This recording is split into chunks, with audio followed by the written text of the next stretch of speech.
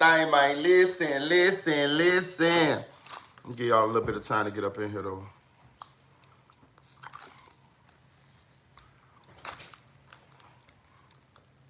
I'm gonna give y'all a little bit of time to get in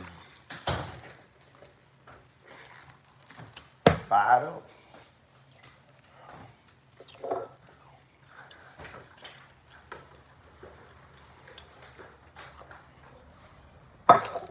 Damn, boy, I ain't been live in so long. My people don't even come in no more. I gotta call Tanel. Let me call Tanel, goddamn. One thing about it, boy. Tanel gonna ride with me. Let me call Tanel. Where all y'all at? I don't know. I'm gonna get a little bit of time for y'all to get up in here.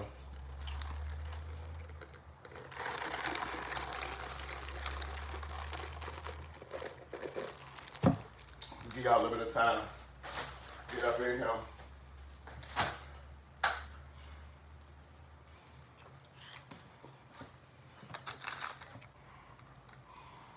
I would be going live from my StreamYard, but my damn laptop, I gotta get a charger for it. I've been moving around. My bad, y'all. Let me see. What's up, Eddie? Salute to Eddie. You were just about to inbox me. What's up, Anonymous? Yo. What up?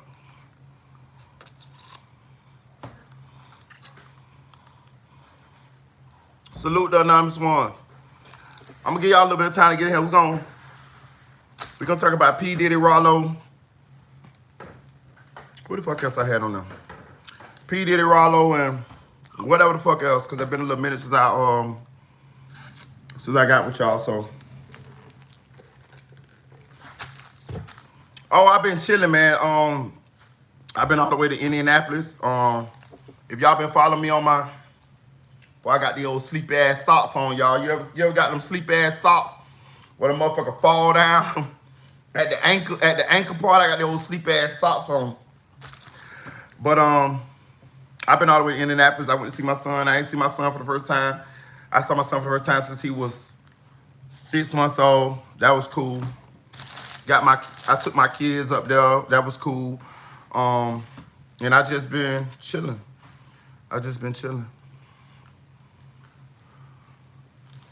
Hit that like button on the way in. We gonna get into it though, y'all. I've been drinking tonight. Hold on. Man. Let me motherfucking put this charge in here. I've been motherfucking drinking. Hold on. This is how we gonna do this here. I know y'all miss me.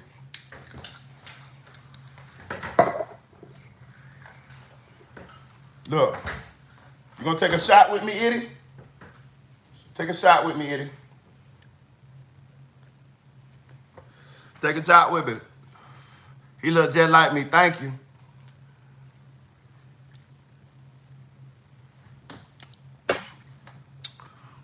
Anonymous one, salute. So we got Anonymous. Wait, I gotta go get my shot. Oh, you gonna get your shot, Eddie?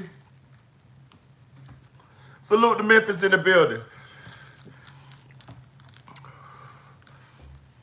Y'all say hey to my dog. Say hey, Nairobi. Say hey. Say hey to Nairobi. Look. Say hey. Say hey. Look, y'all, she got her little name tag and all. Nairobi. See? My baby, iced out. Yeah. It's a girl. Her name Nairobi. That's why she got a pink thing on. Go play. You want a shot? You want a shot? You want me to give you a shot? You want a shot? I finna get a little shot. Yeah, she hit that like button on the way in. But listen, we're gonna talk about it. I might need me a motherfucking chair. I'm in the kitchen, y'all, so I'm standing up a little bit. But I might need me a motherfucking chair. Yeah, I finna get me a motherfucking chair. Cause boy, motherfucker.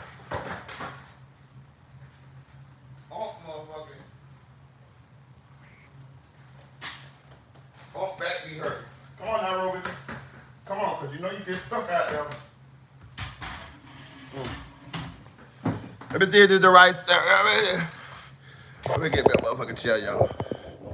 I'm finna sit down in the kitchen. Talk.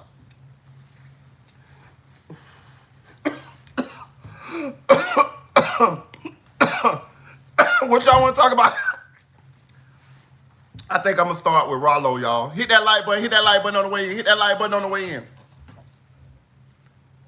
I'm gonna give y'all some time to get here. What's up, Chick? Shout out to Chick 1000, aka the Chick 1K. Where my girl T and Bones at?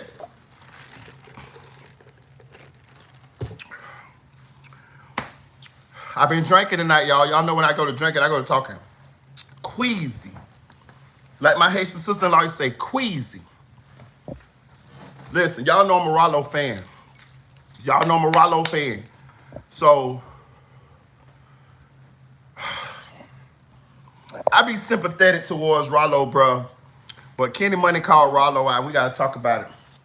We got to talk about it. Because I like Kenny Money music. And I ain't going to lie to you, but them PRE boys, they kind of got a point with what they saying about Ralo as far as like, We're going to get into it, though. We also going to talk about P. Diddy, a.k.a. the Crisco Kid. Listen, P. Diddy is the Crisco Kid. That's what we're going to call him now. The Crisco Kid. When you see all the grease and shit just glistening and shimmering all over his body, the Crisco Kid. We're going to talk about it. 1,000 bottles of baby oil is crazy. It's no reason a man should have baby oil, bro. There's no reason why a man should have baby oil. I've been thinking about this shit. There's no reason why a man should have baby oil, but we're going to talk about it, though. Maybe that's why he was sliding all the way across the screen. Take that, take that, take that, take that. Like that look him. He that look him. He's sliding all the way across the motherfucking screen and shit. No wonder Biggie couldn't get rid of this motherfucker. He was slippery. All right.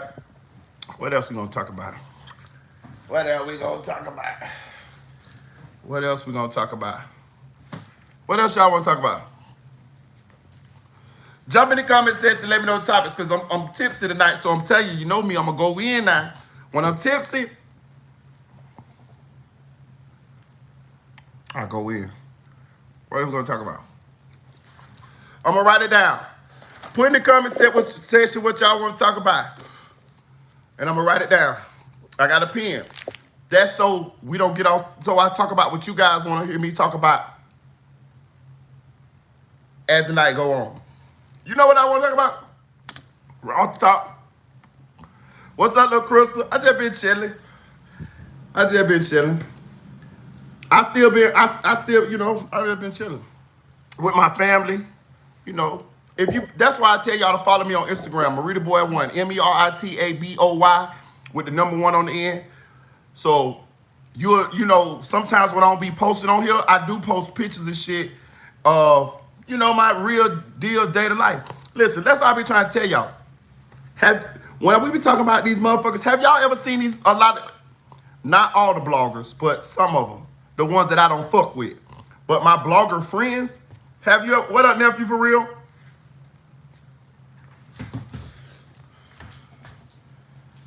But the ones that ain't my friends, you ever seen these motherfuckers in real life? Yeah, I be hanging out. Listen, I posted went to Plies last night. They had karaoke. Plies was in my city, and he had like a karaoke night where everybody sang his songs. Sexy Red in the city tomorrow night. Listen, I've been invited to go to Sexy Red, but I ain't gonna lie, I'm torn. You know, Sexy Red had to cancel her concert here in Orlando because of the hurricane last week. Well, Sexy Red making up for that, and she coming back this weekend. And the city she finna bring the city out. Because one thing Orlando got is a lot of motherfucking hoes. They got a lot of hoes. And they relate to Sexy Red. So that bitch gonna be thick. And I was invited to go out to that, but I'm torn. You know what I mean? She been bringing out Kodak, Lil Durk, Rob 49, Finesse 2 times. So it make me like, yeah, nigga can go to Sexy Red. Nigga, I can go to Sexy Red. Shout out to nephew for the cash out. I can go to Sexy Red. It be like, I can go to Sexy Red. But really, I'm kind of torn because like a nigga really, nigga can't really, You know, she a female rapper. Like, what I supposed to be like? Yeah, I'm going to Sexy Red tonight. But then again, it be hoes in Sexy Red. So I can go, you know, you can go there because, you know, you might be trying to pick up some bitches, but you get what I'm saying? It's like a catch, it's like a motherfucking catch 22. What they call that shit where you can't.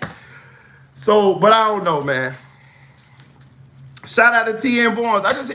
I just was telling them earlier when there wasn't nobody in this chat. I was saying one thing about it, one thing about my girl TN Barnes. She gonna ride with me. Tanel, rewind this live and see what I said about you. Shout out to my girl TN Barnes, for real. One thing about it, she gonna ride with me no matter what. But what we got going on?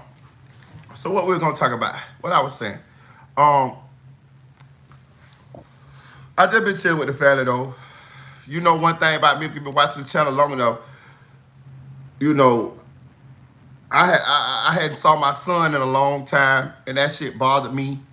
And we talked about it. Tanel, you know, we had these, you know, when I first, like a year ago, you know, we had a lot of long nights talking about this shit on the channel. Me and Tanel used to talk about this shit on the live. So when I saw my son again for the first time since he was 6 months. Oh man, it was like the best feeling in the world. Next to him being born, it was the happiest I had been in a long time. So I've been riding off that natural high of seeing my son again. When I saw him, he did just like this. He opened his arms and came to me, which I was afraid of. I was afraid that he wasn't gonna remember me, but hey man, he remembered his daddy. And so, you know, I just been riding off that natural high, spending time with my family, shit like that. So I'm happy. So I'm in a good space, mentally and emotionally. And I thank God for that. But I also know I've been neglecting y'all when it came to doing these lives. Hit that like button, hit that like button, hit that like button, hit that like button. But I still been keeping my eye on shit. You know what I'm saying? I still been keeping my eye on shit. I did watch the Young Dolph trial. I saw Straight Drop dumbass get life like a damn fool. Like, I watched that shit. You know what I'm saying? I see Ralo, people been saying Ralo been clout chasing all over the internet and shit. I seen Kitty Money say what he said about Ralo. Excuse me. You know what I'm saying? I seen Boosie dap it up with motherfucking Yo Gotti looking like a fanboy. Motherfucking Ralo coming and speaking out on the shit. What else I seen? What else I seen? A lot of shit. What I was just finna speak? I was just finna speak on something. I can't remember though. What topic I was just finna speak on, y'all? Hit that like button. But what about Charleston and Woody? Oh man, listen. Charleston and Woody, I'm conflicted on. I feel like it might be a play. You know what I mean? I feel like it might be a play. So I kind of like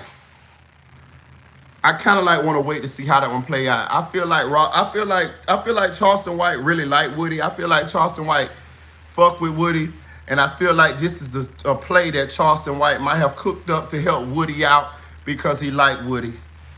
See, nephew, right on what I'm on. Nephew, right on what I'm on. I think it's a play. It is a Dolph, Ralo, and Finesse 2 times. Okay, cool. First, let's talk about Finesse 2 times, right? Hold on. Whole motherfucking on. I gotta pull me a shot. Listen, let me tell y'all something. The more I drink tonight, the better it is for y'all, because this shit come off the dome, dog. I'm telling you. And boy, hey, boy. Hey, salud. You know what I mean? Look. Yeah. I got the Chick-fil-A cow hanging out with me. Eat more chicken. See it right there? That's a Chick-fil-A cow. Now, Finesse 2 times. Who look like Kung Fu Panda.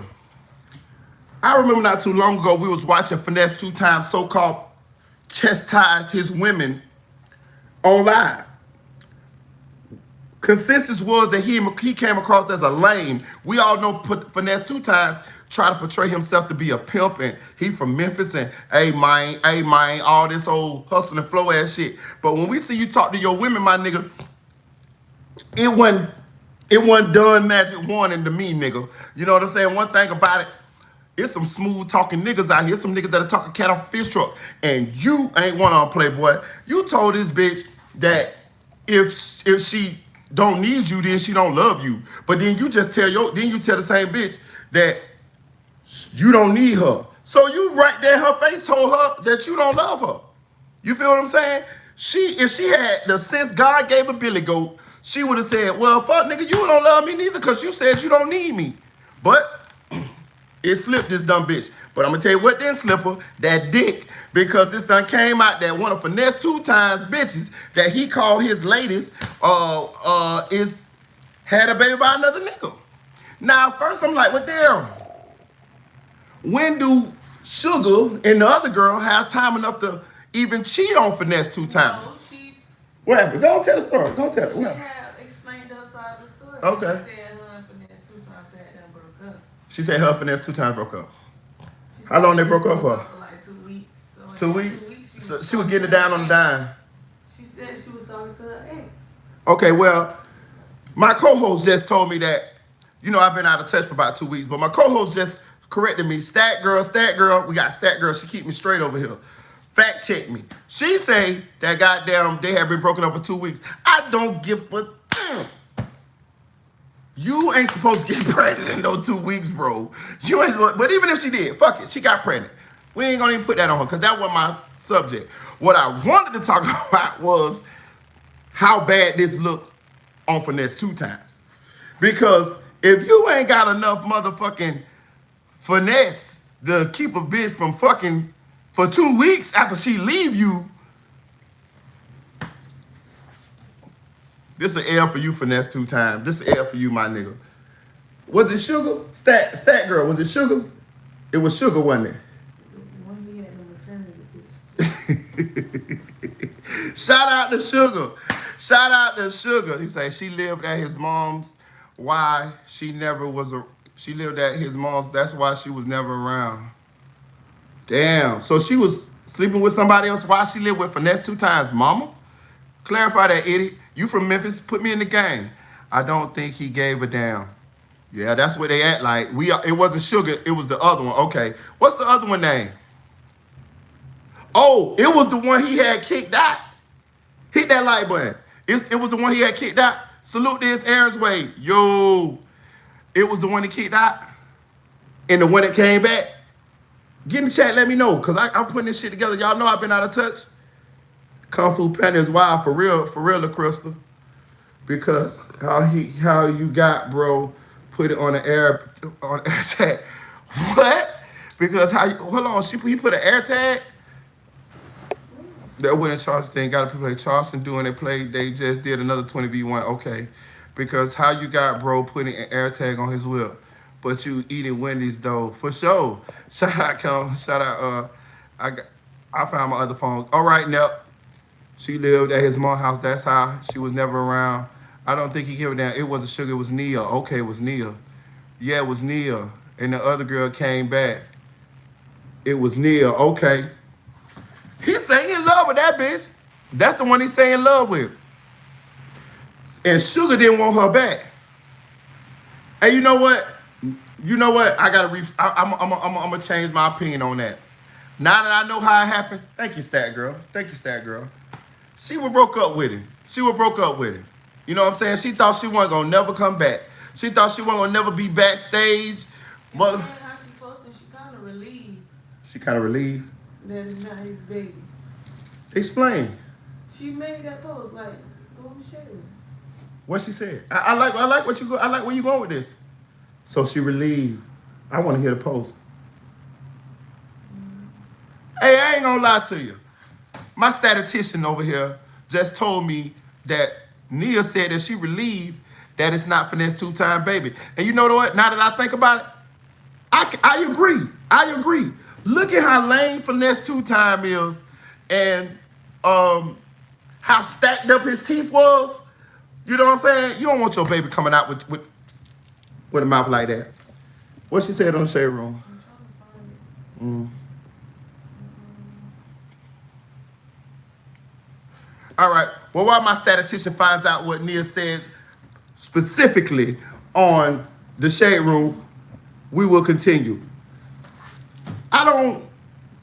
let me tell you something. When I saw Finesse Two Time, how he was talking to them women, it just came across as lame to me. It just came across as somebody who ain't used to fucking, and now he got a little bit of money, and he can have his fantasy, and he don't know how to act. He didn't sound like somebody that was used to having women around him. He don't sound like somebody that was used to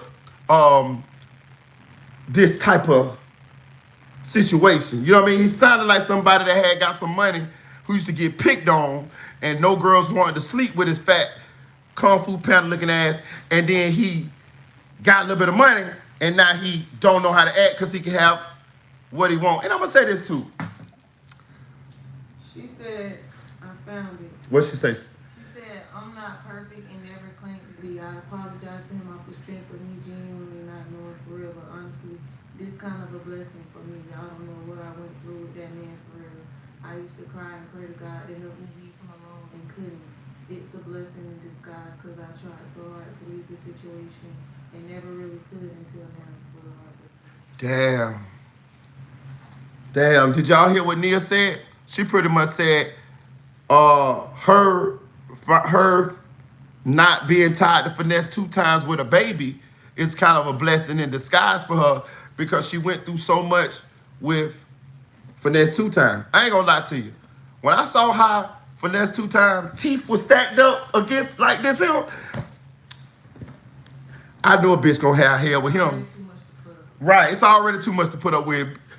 When his teeth stacked up against him, and his teeth stacked in his, have y'all seen Finesse 2 times teeth stacked up in his mouth like this here, nigga, like tarantulas? That's already too much to deal with right now. I don't give a fuck what kind of motion you got going on, nigga. I know I should. If your teeth don't want to be fucked up with your mouth,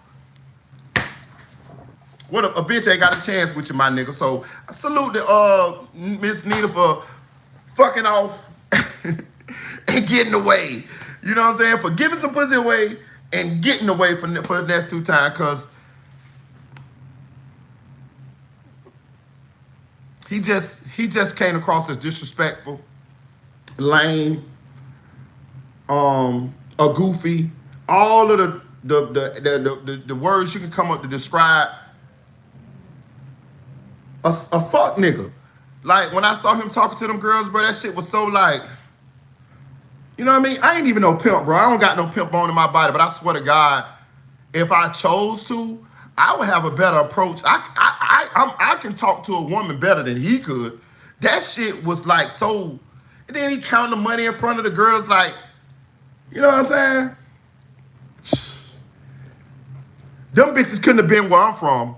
Cause if they would have been where I'm from, they would have called them all kind of fuck niggas, robbed him. I would say he would have got robbed. He would have got robbed. I'm telling you, he would have got robbed, jumped on. They would have sent their cousins and all on you, nigga. You would have been taxed. A walking lick. A walking lick, for real. That's what I'm saying, for real. But let's get off of him. Let's talk about Ralo real quick, cause I gotta make this live a little quick, cause I ain't gonna be on all night. But and I appreciate y'all. Please hit the cash out. Donate to the channel. You know your boy is still demonetized till next month sometime. You know what I'm saying? And that's another reason why I've been having to, you know, focus my time elsewhere, because you know I got a family to take care of, so I have to pay the bills. So being that I'm demonetized, it's just not financially feasible for me to sit on here and be on here all those hours again, all those hours like I used to. But I will promise you this: I will promise to give you more lives than I've been giving you, because I can do that for you. I do owe you that. But I also promise that you know, if you guys keep supporting me and keep subscribing to the channel and keep watching the videos, you know, we will get back to where we was and then beyond. You know what I mean? Because what I'm also doing is taking this time to figure out what other equipment I need so I can expand on this channel and bring you a better product. You know what I mean? It's a work in process and progress, but we gonna get there.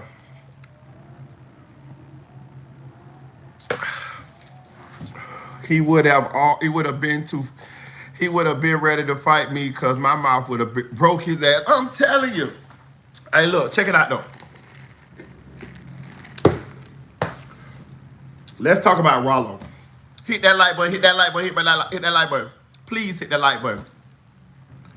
Y'all know I'm a Ralo fan. I fuck with Ralo. Ralo reminds me of somebody when I was in the streets as a kid.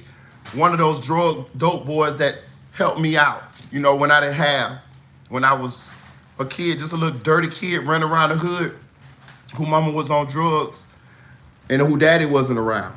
A lot of times the drug dealers were the ones who gave us money to go to school, gave us money to go to the fair, gave us money for school clothes, things of that nature. And from all I can see, Ralo is or was that kind of person to his hood. So he got a special place in my heart for a dude like that, because there's so many dudes that do negative things and don't give back. You see what I'm saying? Like, to me, Ralo like Robin Hood.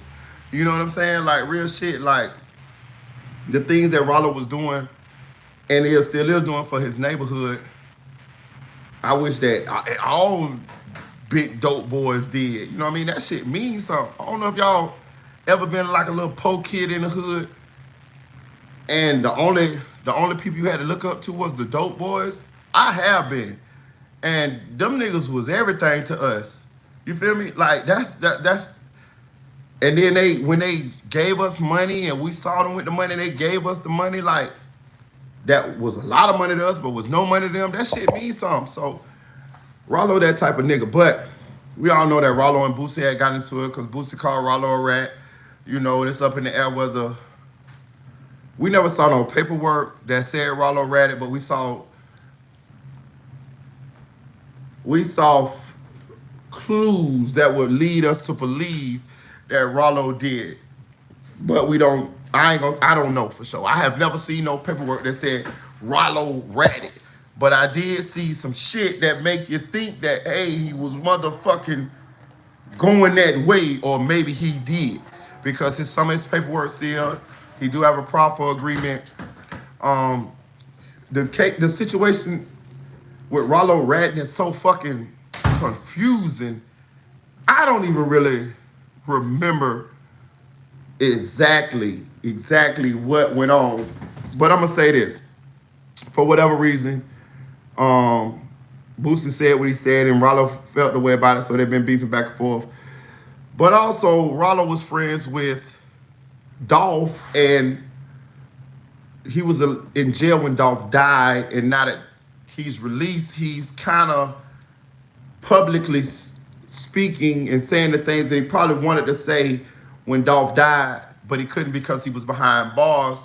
And one of those things was he said he can't rock with CMG, you know what I mean? Just out of respect for his relationship that he had with Dolph before Dolph was killed. I respect that. Listen, I don't have a problem with Ralo saying, Jook, Pat. No.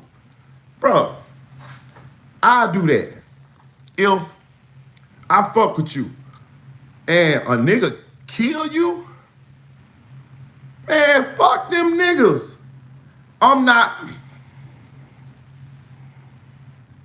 The only way I'll be quiet is I'm finna kill one of them niggas. You feel me? Ralo on probation. He know he being watched by the people. He ain't finna do nothing like that. But emotionally, he feel away. He feel too strongly to be quiet. So it's a Jook pack. Whatever. Listen, and I'm gonna say this too. Ralo one of them ones. I understand a bitch might feel he clout chasing all that, and we gonna get to that. Or whatever they might feel.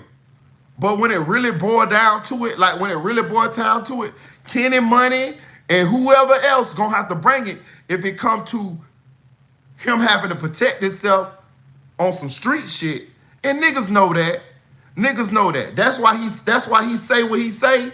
But niggas know, okay, if you ain't gonna, if you might don't like what he say, but when it comes to checking him, check him then. Check him if you don't like what he say. If you don't like what Ralo say, check him. None of these niggas ain't physically checking him. Niggas talk that shit on the internet. You heard what he told Boosie? Nigga, let's have a sit down, nigga. Boosie don't want to sit down with him, do it.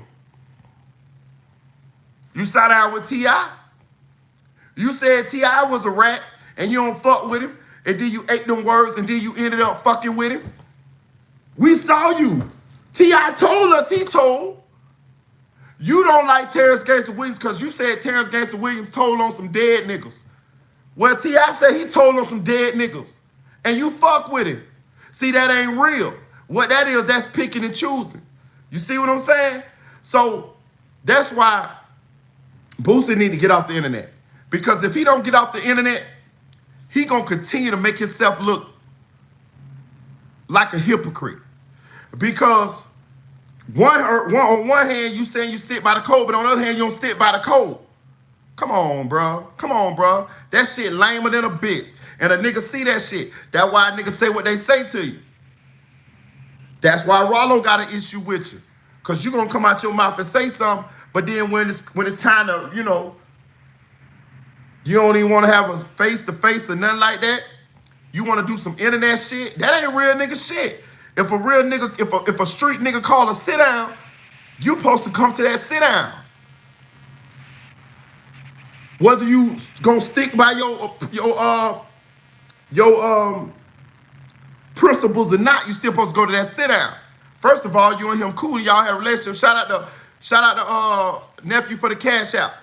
But you still supposed to do it just on some shit to well, this shit don't spill over into some street shit. Or if it do, you at least know the temperature. You know it's on after this meeting or whatever. But you gonna talk on the internet, don't have a face-to-face with Ralo? I would've went right over in that motherfucker. I went right, bro, what's happening? I feel this way, you feel that way.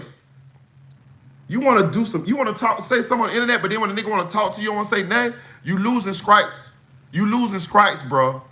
You losing stripes. This internet is taking a lot of these niggas, well, I ain't gonna say it taking their stripes, it's exposing these niggas. You see what I'm saying? You don't fuck with rats, but you fucking with rats.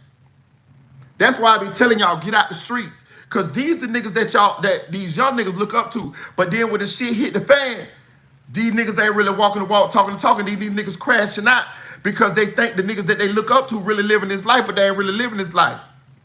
These niggas telling, these niggas, or either they just crashing out being dumb as fuck and losing their motherfucking life.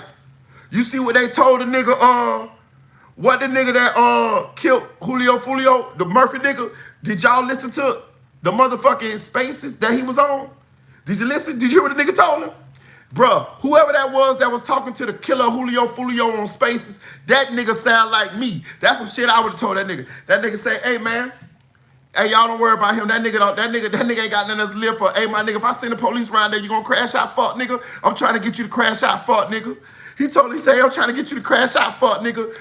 He tell him you dead, you a sucker, you crazy, you a fool. Didn't I tell y'all the last live I got, the last live I made, didn't I tell y'all, I say, you know what I want to do? Fuck that, I gotta hit me a shot with this one here. I gotta hit a shot for this one here, y'all. Cause Merita boy had y'all on this one, bro. Y'all gotta motherfucking remember this shit. Didn't I tell y'all that I wanted to make being a shooter not cool? Because the shooter is a crash out. That's what they was telling that nigga that killed Julio Fulio on the live. Fuck nigga, you a crash out. Fuck nigga, your life over. You ain't got nothing to live for. Hey, fuck nigga, if I send the police around there, you gonna shoot them out with them so I can get it on camera. You dead, boy. That's what they were telling them. You dead, boy. They were laughing at him. That's what I would have did. I'd have laughed at that fuck nigga. You is a fool, nigga. You done crashed out, nigga. You somewhere sleeping in the bushes in a box, fuck nigga. Fuck nigga, you can't even have a cell phone on you right now. They'll get you right now, fuck nigga. Where you at? Where you at? I'm gonna send the police around now. You heard the nigga? Nigga say I'm gonna send nigga say I'm gonna send the police around now. Fuck nigga, you nigga, I'm gonna make you. If you gonna shoot it out like Queen Latifah on Set It Off, if I send the police around there, fuck nigga, that what he told the nigga. It had to be a Florida nigga. That's some shit a Florida nigga say. But the shooter is a crash out. See, they don't glorify being a shooter. But when you pay attention, the shooter end up like Moonwalk. You feel me? The shooter end up like Moonwalk. The shooter end up like these niggas that just killed Julio Fulio. A damn fool. A damn fool. A damn motherfucking fool. So, but let's go back to Ralo and Boosie. Ralo. I feel you. Yeah. I like Ralo, but I gotta call a spade a spade. Hit that like button, y'all. Hit that like button. Hit that like button. Please hit the cash out. I gotta call a spade a spade. You a little bit too hot out here, Ralo. And you my nigga. I fuck with Ralo. I never met him, but I fuck with him. But you coming across as clout chasing, Ralo. And I'm gonna tell you something. I'm gonna be a little biased because I like Ralo, y'all. I like Ralo. I like what Ralo represents to his hood, bro. Hit that like button, hit that like button, hit that like button. But you coming across as a little bit clout chasing, my nigga. You done took over the motherfucking Young Dolph shit like you from PRE, like you from Memphis. And I understand you and Dolph had a relationship, but you gotta let one of them niggas handle that shit wrong as far as like be the front man of that shit. Key Glock, Kenny Money, whoever else. But it gotta be somebody from Memphis that be the front man of this Dolph movement. That's just out of respect for the city of Memphis and for the respect of them niggas that's been rocking with Dolph, that's on PRE, that's been his camp, that's been fucking with him day in and day out. I know you and him had a relationship, but you got your own shit going on in Atlanta. Them boys from the mud with him. It got to be one of them. Now you can be behind them, but publicly you got to let it be one of them. You can't be motherfucking drunk Merita about to win. Straight up. You can't be motherfucking. Hold on. Salute. You can't be motherfucking in the front and making the PRE niggas look like they ain't riding as hard as you. See, I knew it was gonna be some shit with that. And if y'all remember on my last slide what I told y'all, I say Ralo taking over. He trying to take over. I've been seeing it. Listen, Ralo is a gangster. Don't let it fool you now. Don't let it motherfucking fool you. You see Young Thug on trial? You know who's trying to kill Young Thug every day? Ralo.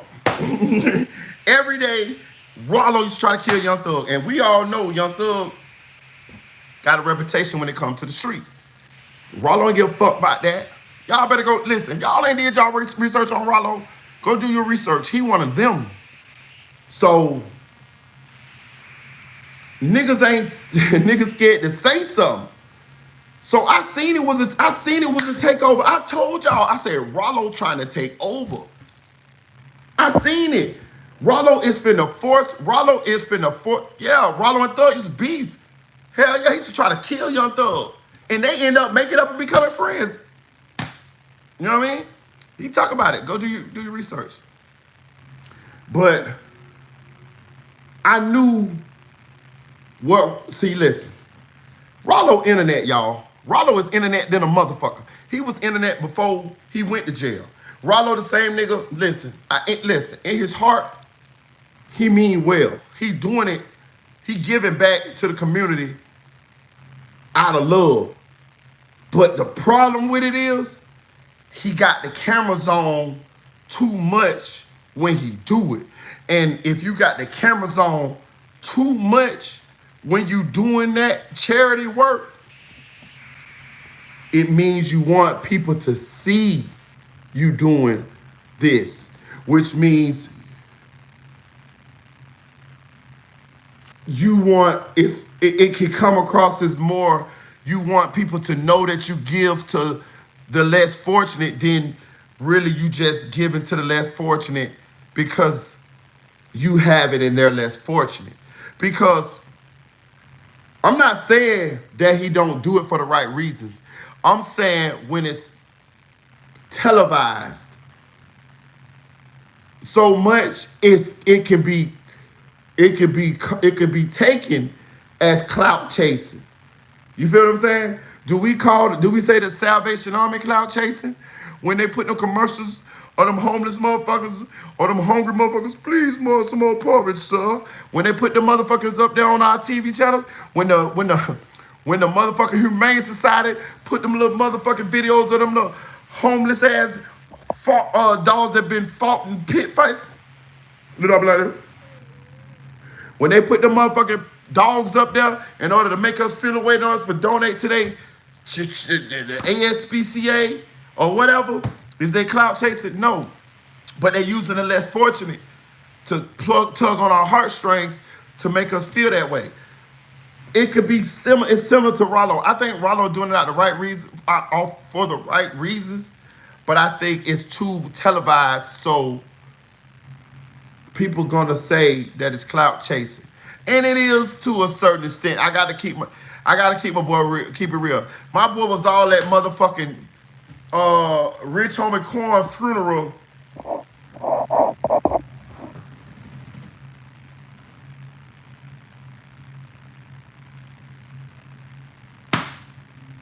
Come on, bro. Like, you know, like bad. That's bad form. Like them European English motherfuckers say when they playing golf. Bad form. That was bad form, bro. You all that Mo 3 shit.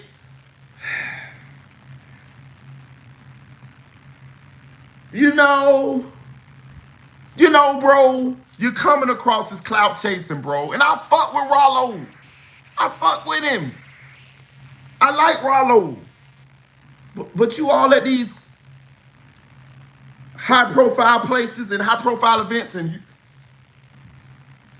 I seen the nigga Kenny Money tag DJ Academic and tell him, nigga, I see a play when I know a play when I see one. I started looking at DJ Academic sideways like, then I went back looking and doing my little research in it, and I'm thinking maybe what he's saying is Ralo done shot DJ Academic a couple dollars and now they doing some kind of promo, you know what I'm saying? I think Ralo is going to is trying to bogart his way into the music industry. Do I mind? No. But I'm somebody that's kind of a fan of Ralo. So I ain't gonna mind, but I'm just trying to look at it objectively, be the devil's advocate, and look at it from people from the side, from the viewpoint of the people who are saying that Ralo is clout chasing, and I can see where they're coming from with that. You know what I'm saying? Like, I see where they're coming from. So when it's all said and done, what I think, how this thing I think gonna play out. That Kenny Money coming out and saying that Ralo clout chasing was a blow, because Kenny Money is somebody who well respected, and Ralo, you can't get into a public beef with Young Dolph's crew. Like this, no, that's a bad look for you, because you know it's gonna show that they not with you with all this shit you doing, and you needed to come across as a collective effort, like everybody on board. But I feel them though, like you out of pocket, really. I'm gonna just keep it real, and I fuck with you, Ralo. But you can't spearhead a movement for Dolph when you not one of Dolph everyday niggas. You got to leave them room to do that. You can't ride harder than they ride. It come across as, especially when they saying something about it. Now, if they ain't say nothing about it, plus how you was coming, you kind of putting them behind you. You making it like you the new Dolph, and they your niggas. I know you might ain't mean it that way, but that's how it's coming across.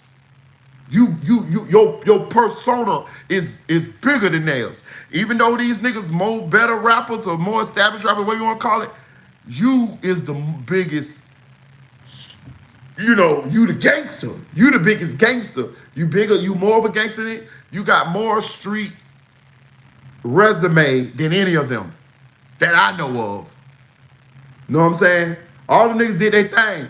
No taking no nothing from them. But they ain't do their thing in the streets like you did. So you is overshadowing them when you riding for Dolph behind the PRE name. Now, if you would have said, you would have kept that shit separate and have been Fam Goon riding for motherfucking Dolph solo independently, it could have went, because you the boss of Fam Goon. But you can't motherfucking PRE behind me and it's Dolph. If you look at all this, if you look at the songs, understand that I get it, they Ralo songs. But even it put like the PRE niggas behind him and he is in the front. You know what I'm saying? And I noticed that first song he had with Kid Money, Big Moochie Great, and him and whoever else on that motherfucker. Key Glock wasn't on that motherfucker. Then came behind that song with Key Glock. Cause you had to get Key Glock on board. Key Glock is number 2, at least in the public eyes. So when we saw the Kid Money and the Big Moochie Great, we didn't see Key Glock. I swear I looked at crazy. I'm like, damn, he need, like, what Key at? Like, and Key Glock quiet, he don't speak on this type of shit. So it made me feel like Key Glock might have been in opposition to this because he wasn't even in the video. Then right after that comes a song with Key Glock with a video. You need, he had, that was to solidify that they was with him. Well, it don't look like they had no conversation. Not a serious one. It seemed like they might have briefly talked and, you know, but the perception of everything came across as though Ralo taking over PRE. It's Ralo against Gotti, because he the only one that's came out and spoke publicly as negatively against Gotti as I've seen. He said, we smoking the Jook pack. That means that no matter what, him and Gotti ain't gonna never fuck with each other. He say smoking the Jook pack.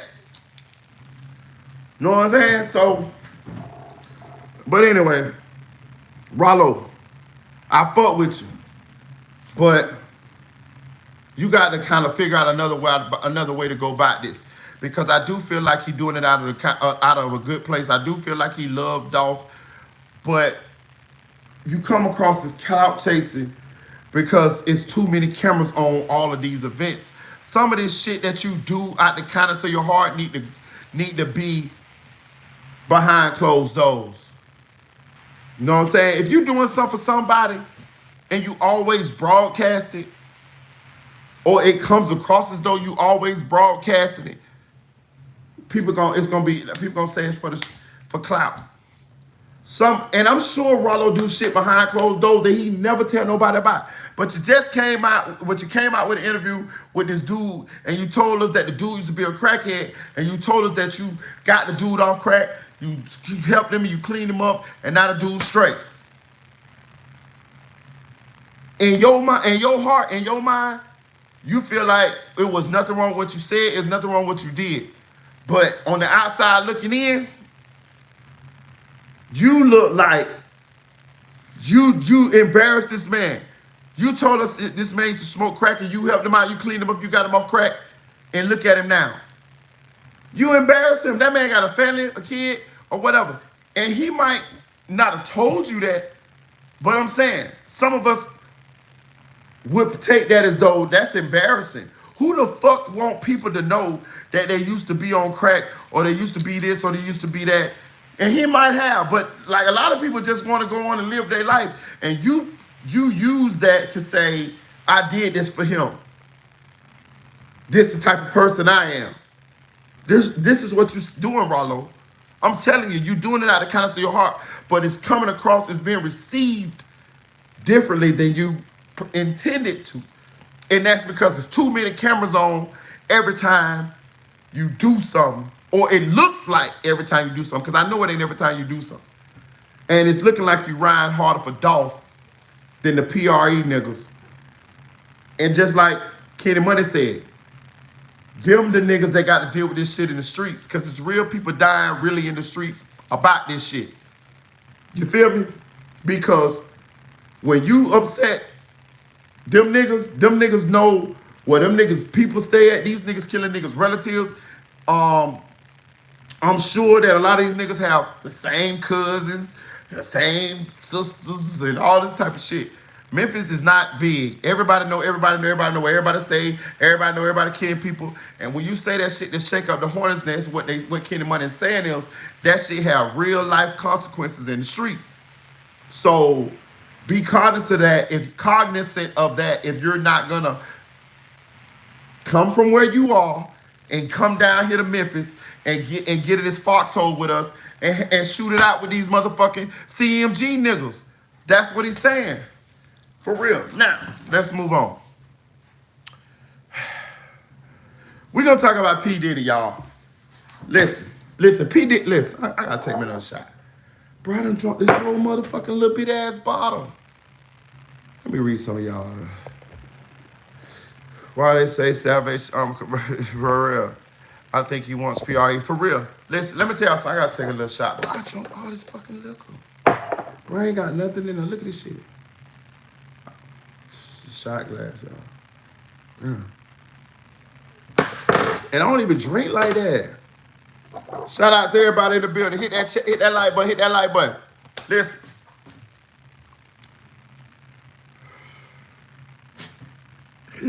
We gonna call P. Diddy the Crisco Kid.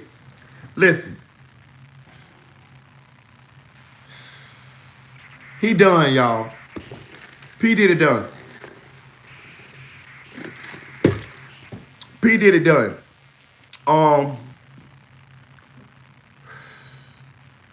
With what I heard in that press conference from the authorities,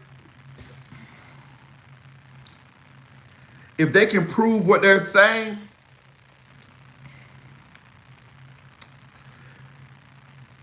with the age P. Diddy is, and being that he's being charged federally, he gonna be facing like a 20-year minimum mandatory. I'm hearing this underage victims, allegedly. I'm hearing this over like 100 victims, allegedly. If they can prove that, he's gonna have to take a plea. And I'm gonna tell you another thing too.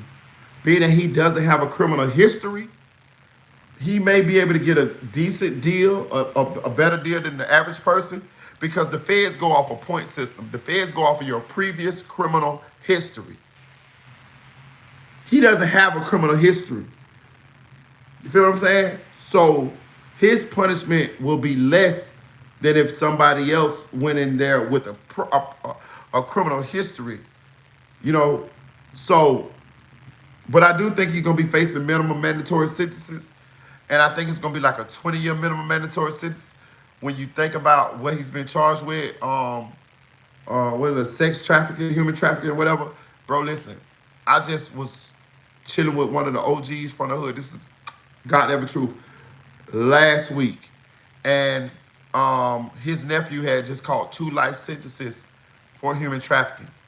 When I was chilling with one of the OGs from the hood, he also had another nephew that had been arrested for human trafficking, and he caught 2 life sentences too. This is the God to heaven truth. If I'm lying, Lord, take the breath out of me. When he was telling me about his nephew had just caught 2 life sentences for human trafficking, I swear to God, the nephew who was already in jail for 2 life sentences for human trafficking called from the jail. I'm sitting there listening to him. This is the God ever truth. He said, he answered the phone. He said, "This is my nephew." He said, "It's my nephew." He said, "He got 2 life sentences." I know the nephew, but I don't know him like that. But I know him was growing up. And I'm listening. And he asking what happened to the other nephew today in court. He said, "You don't want to hear that." He said, "Yeah, I do." He said, "For real?" He said, "Man, he caught the same thing you caught. 2 life sentences for human trafficking." He said, "Damn." He said, "But he can get it back though." He said he can get it back. He said if he, stay focused when he get in there, getting that law library, file his appeals, he can get it back. Now the nigga who said he can give it back, he got 2 life sentences. You ain't get yours back yet, nigga. OG say, yeah, that's true. Cause OG ain't want to take the hope from him. But the truth is, nigga, you got 2 life sentences, nigga. You got to give 2 life sentences back. I say all that to say this. If P. Diddy get convicted of that shit, he doing 20 years minimum mandatory. And with the amount of victims, which I do feel like some people are lying, but the amount of victims that P. Diddy allegedly has, because they say it's over 100 victims. Bro, they're going to paint him as a menace to society, a monster. We saw the video of him beating up on that girl in the hotel. That was to give us a glimpse inside what that monster really like. Fuck what we done seen, the persona of him all these years on TV and social media and wherever. They want us to get a chance to see that motherfucking monster. And that's why they leaked that motherfucking video of him being cast in that hotel. Whatever jewelry that they can put together for P. Diddy's trial, they saw the video, or most likely saw the video of that monster beating up Cassie. This was chess, not checkers. Me personally, I don't think P. Diddy is going to trial, period. You know why I don't think? He say he is, but I don't believe it. I don't believe it. And the reason why I don't believe it is because if he goes to trial, can you imagine the things that we get to hear? Because if he goes to trial, that means it got to be depositions. That means that people gonna have to sit down and give their motherfucking testimony. It's gonna be in a discovery. We gonna hear what Jamie Foxx got to say. We gonna hear what motherfucking Jennifer Lopez got to say. We gonna hear what motherfucking Shine got to say. It's gonna Lil Kim. It's gonna be everybody, cause they gonna get deposed. They gonna have everybody that was at them parties that's on them tapes. They gonna have to give a motherfucking statement. No, them people do not want to talk about that shit. Nor do Puff Daddy want us to hear all of that shit that they saying that he did, cause it's more shit that we ain't heard. You hear me, him? You hear me now? The only way to get past that, for a case that he can't beat, no way. He can't beat this case. He can't beat this case. He can't beat this case. The feds done brought this case. He done been indicted on this case, which means he's going to trial. And you got victims. You got 100. I heard it's 101, but 100 some victims. But let's just take it away. Let's say it's 50 victims. You got 50. Say 50 of them is lies. You got 50 motherfuckers saying shit. Which I do believe some people lying on P. Diddy. I believe some people were willing participants. But it ain't what really happened, it's what they can prove. And what I'm saying is this. The deck stacked against him, bro. The deck stacked against him.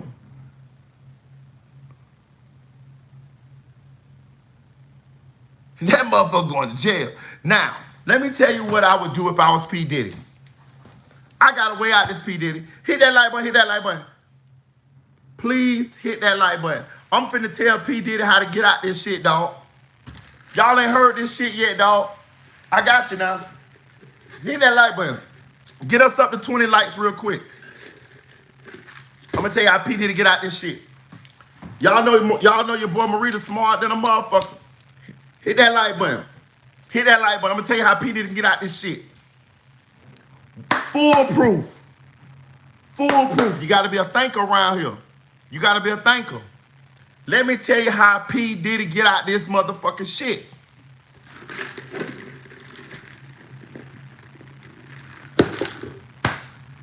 Right motherfucking now, P. Diddy, you supposed to be calling Donald Trump camp and Kamala Harris camp. $100 million to whoever, pardon me, not as soon as you get in office, but on the back end of your presidency. Right before you get out of jail, right before you finna get out of office, I need you to pardon me. I got $100 million. We know Trump will take it. We know Kodak and Lil Wayne paid their way out of prison. So we know Trump will take it. But what I'm saying is he don't know who gonna motherfucking become president. So you got to holler at both of them. $100 million to whoever wins the election to pardon me. If I'm P. Diddy, you wait. You don't make them do it. Look, you got to sit in jail about 3.5 years, nigga. You got to sit. It don't matter. You got a motherfucking get out of jail card. If the motherfuckers give a gone wire that $100 million, it's a quid pro quo. Here's a quid pro quo. Whatever, quid pro quo. And at the end of their presidency, they pardon you. $100 million.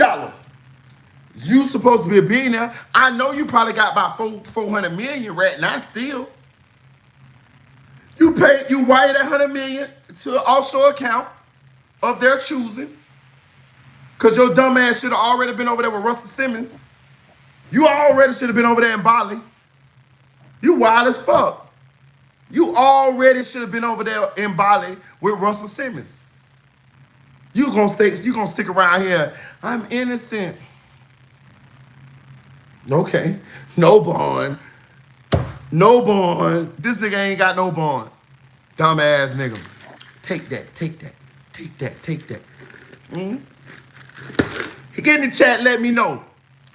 If P. Diddy is successful with my plan, can he get out of jail?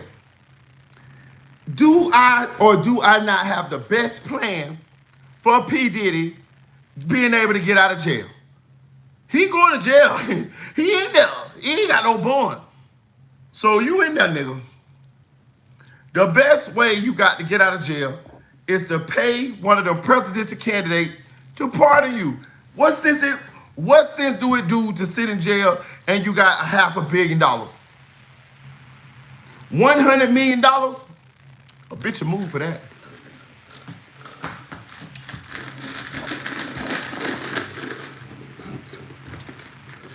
There you go. Merita boy told the nigga how to get out of jail. $100 million to Donald Trump or Kamala Harris, and you get pardoned on the back end of their presidency. Mr. Crisco kid, you greasy son bitch, you. You're a nasty motherfucker. You're a nasty motherfucker, P. Diddy.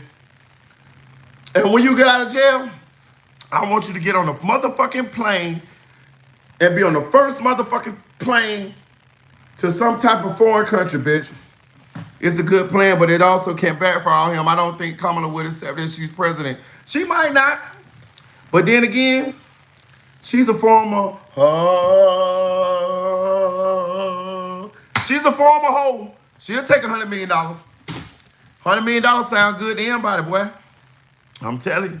You heard she was fucking Willie Brown, the former governor of, the former, what the fuck he was? She was fucking Willie Brown, the politician. BJ Blitz, his only hope, there's going to be a crazy election, though. That's what I'm telling you. I gave the nigga a good plan. Pay Donald Trump. If Donald Trump get there, he's sure gonna take it. But Kamala is the wild card. We don't know exactly how she gonna, but $100 million? Hey, listen, I got a question for y'all.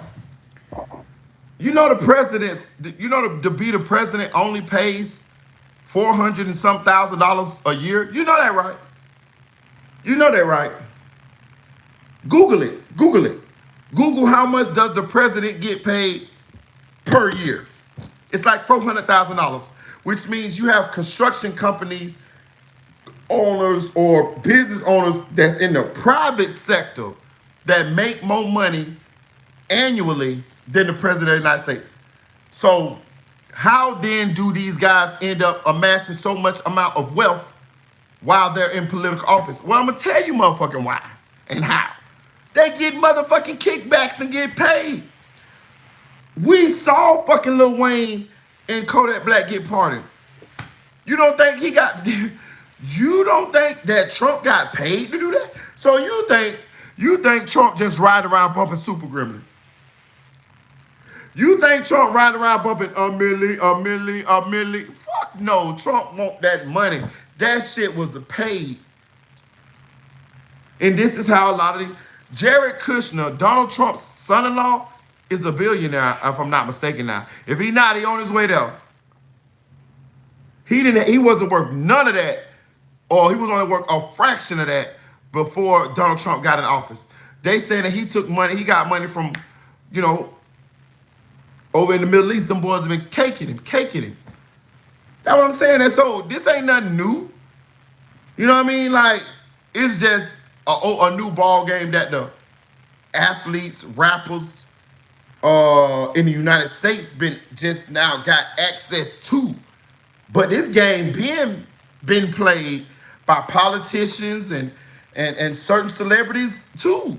But it was just like the upper echelon, you know, only knew the cool kids table, the private table. But this game been played. Presidents been pardoning their friends or business associates when they were in the private sector. If I'm not mistaken, Bill Clinton pardoned his brother, got his brother out of jail one time. So, you know, this ain't nothing that's new. This can happen. Especially when we see especially with Donald Trump in the motherfucking office. Donald Trump is not turning down $100 million. Donald Trump only has one 4-year presidency left. He will tell y'all to kiss his ass and take them $100 million on the way out the door and let P. Diddy loose. Because Donald Trump probably is in some of the P. Diddy tapes his motherfucking self. Because I'm old enough to remember when Donald Trump just hung around with niggas all day. I'm old enough to remember when all the rappers in the game wanted to be like Donald Trump. This Donald Trump racist shit, I don't know what's to it. I don't know if it's true. I don't know. Hey, sometimes people fake like they ain't and they is, and sometimes people fake like they is and they ain't. I don't know. But I know this. I remember when Donald Trump hung around a lot of the rappers and was at a lot of the parties in the mid to early 90s. And Donald Trump just said, just grab him in the pussy. So we know Donald Trump like pussy. You know what I mean? He like pussy now. So I wouldn't be surprised if Donald Trump been to a P. Diddy party or two before he saw himself ever being the president of the United States. So there's that, you know. So with that being said, shout out to Casino Cat say facts. So with that being said, I'm 75%, 80% sure that Donald Trump would take $100 million and he would pardon P. Diddy on the way out. And if I'm P. Diddy, I want you to pardon me on the way out. I don't want you to pardon me. I want you to pardon me any motherfucking time you pardon me. But to make the deal go through more, I would tell whoever the candidate was to win office, you don't have to pardon me initially. You can go through your presidency without people fucking with you because you pardoned me for such a crime. But on your way out, when you got like 60 days or 90 days or however much days as president, I want you to pardon me. And I'm going to give you these $100 million. I'm going to give you the $100 million ahead of time. Because I want you to have this $100 million in your motherfucking pocket. I want to be in your pocket. But I also want some paperwork drawn up that's going to remain private unless you renege on our motherfucking deal to pardon me. Yeah, he going to get out. Pete, listen. That's his only way out, dog. That's the only way out. The crimes that they can convict him on, I feel like they've been a long time ago. And I feel like being that a lot of the victims only went for civil cases, like nobody really tried to prosecute him criminally. Like everybody went along with the shit until the shit was over, until the shit was past statute of limitations. And now they want to sue because they saw Cassie open the Pandora's box to being able to get into Diddy's pockets. But some of you motherfuckers are willing participants. That ain't my business. Do your shit. But I'm saying, some of these complaints he getting took. Do I care that he getting took? No, because I seen you beat the shit out that girl on that videotape, I don't have no sympathy for you, nigga. You know what I'm saying? Like, you could have paid a bitch to do all of that shit, what you making motherfuckers do or use or blackmailing motherfuckers do or whatever. You know what I'm saying? But you didn't every time. Sometimes you did, but you didn't do it all the time. You know what I mean? Sometimes you just, I want that bitch, and then you went by whatever means it take to get it. I don't respect that. I don't respect that. How the fuck? How the fuck you rich and still indulging in that type of shit? You weird, sick fuck. But I feel like that's Diddy. That's a plan that Diddy can enact in order to maybe possibly see light again, daylight again. But if he doesn't get some type of presidential pardon, I actually think Diddy gonna take a plea. I don't think Diddy's going to trial. You can't. I ain't gonna say you can't go to trial on this. I'm gonna say he may go to trial on this because he may feel like he can defend himself because he has the resources financially. He has access to the best lawyers in the world, and being that it's so long ago, statute of limitations.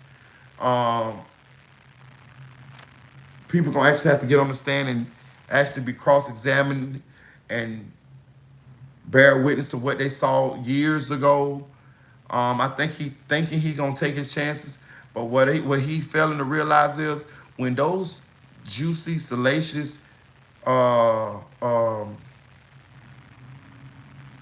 details come out about what may have went on at those fucking nasty sex parties, it's the shock of the details gonna convict you alone. You know what I'm saying? Like, you was into some sick, nasty shit, Mr. Crisco Kid, Mr. Baby Oil Man, Mr. Slide across the motherfucking stage like MC Hammer on some with some church shoes on, bitch. When we hear the motherfucking details, the average American is going to be appalled because the average American don't have 1,000 bottles of baby oil and be fucking they lady with escorts and shit. You know what I'm saying? You got escorts that's gonna testify that you flew them or trafficked them across state lines and paid them when they got there. That's it, player. Bruh, listen, that shit carry a mandatory, like, that shit like 20 years or so, bro. So when you got that many witnesses and that many victims, even if the jury don't believe one of them, even if the jury don't believe two of them, even if the jury don't believe three of them, you got like 50 of them motherfuckers that's gonna be testifying, and we gonna hear all these gory, shocking details, and that alone in the court of public opinion, and probably in the eyes of the jury, gonna convict you. I don't see them allowing, from what we all know just so far, I don't see them allowing you out. Them motherfuckers ain't even give you a bond, and you didn't even run. Like, you're a mogul. You're world renowned, famous, and they didn't even give you a bond.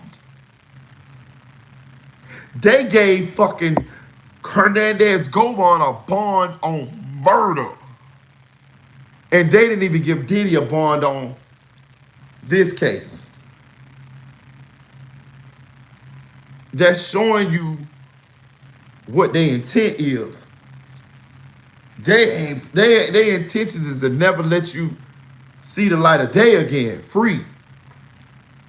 So, with that being said, and to be honest with you, they say you ain't supposed to wish death on nobody. Man, fuck that. I wish death all on that nigga.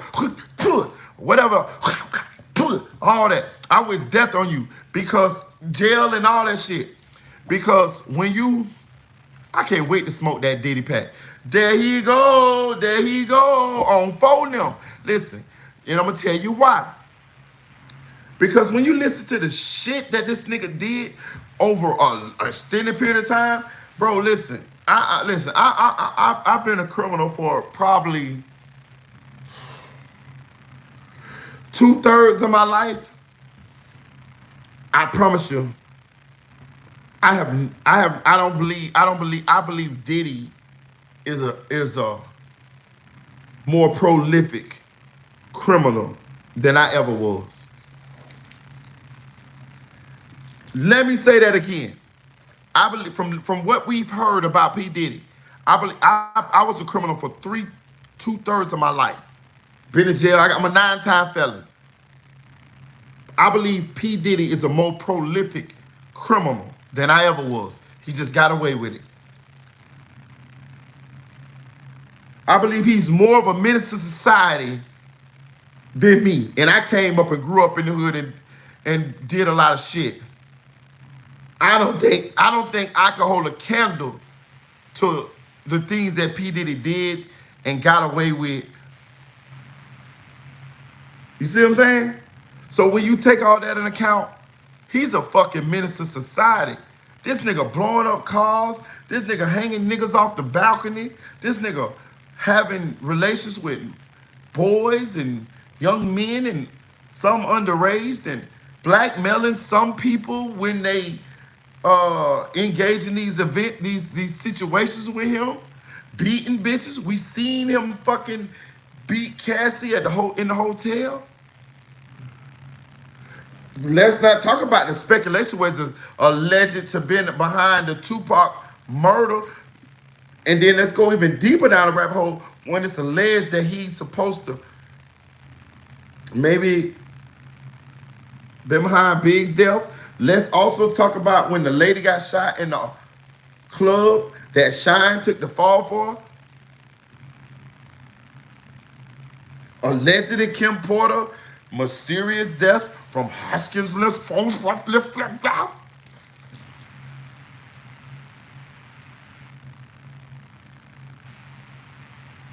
I'm just saying. He's a fucking menace to society. He needs to be off the streets. I wish that bitch be dead. Cause you did some of that shit. Then they got the nerve to be talking about this motherfucker in there. He's can't eat the food. I fucking hate that. I hate when motherfuckers talk all that gangster shit, all that bullshit, and then when they get in jail, they talk about this is improper living conditions. Nigga, do you know how many motherfucking nights I motherfucking got that motherfucking got my flip-flops and put them bitches up under that itchy ass mat and cover and went to sleep on the bitches? Do you remember how many nights I ate motherfucking noodles, nigga? Do you know how many times I had the motherfucking bruh? All this shit come with it, gang. You want to be a mafia boss on TV and done data and well, this shit, nigga, don't be complaining about the bad part of this shit. All of that's where we know whether you really what you say you is or really what you about, what you talking about. Nigga, if you get in that bitch and you get in the system and you motherfucking do the same shit you would do on the streets in that bitch, nigga. But now you in there talking about you on hunger strike because this is improper because you never had to deal with this. You never saw this part. You thought you was above everybody else and that this would never happen to you. Well, ha, ha, ha, bitch. I told y'all, karma is real than a motherfucker. And you see what happened to that nigga, don't you? Bro, listen, P. Diddy fall gonna be the biggest fall I ever seen publicly from anybody. P. Diddy fall from grace is going to be the biggest fall I ever fucking seen, witnessed with my own eyes. That nigga went from being a billionaire to fucking maybe dying in jail, nigga. You can't motherfucking get past that. A billionaire to fucking dying in jail, possibly.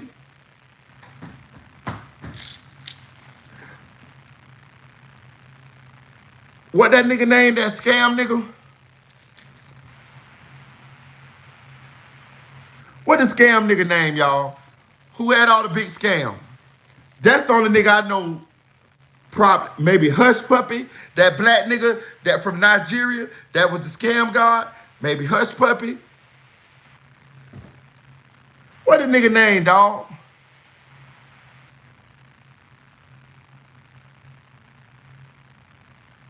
But anyway, I can't remember the nigga that. We'll get at it. But motherfucking, what's the name? P. Diddy fall is gonna be the worst fall I ever fucking seen. That nigga went from being a fucking millionaire to fucking might die in jail. And rightfully so. And rightfully so. Nigga, I got a sister. Nigga, I got an auntie. I got a mama. Nigga, fuck you, nigga. Like, bro, you a billionaire, bro. You taking a bitch pussy?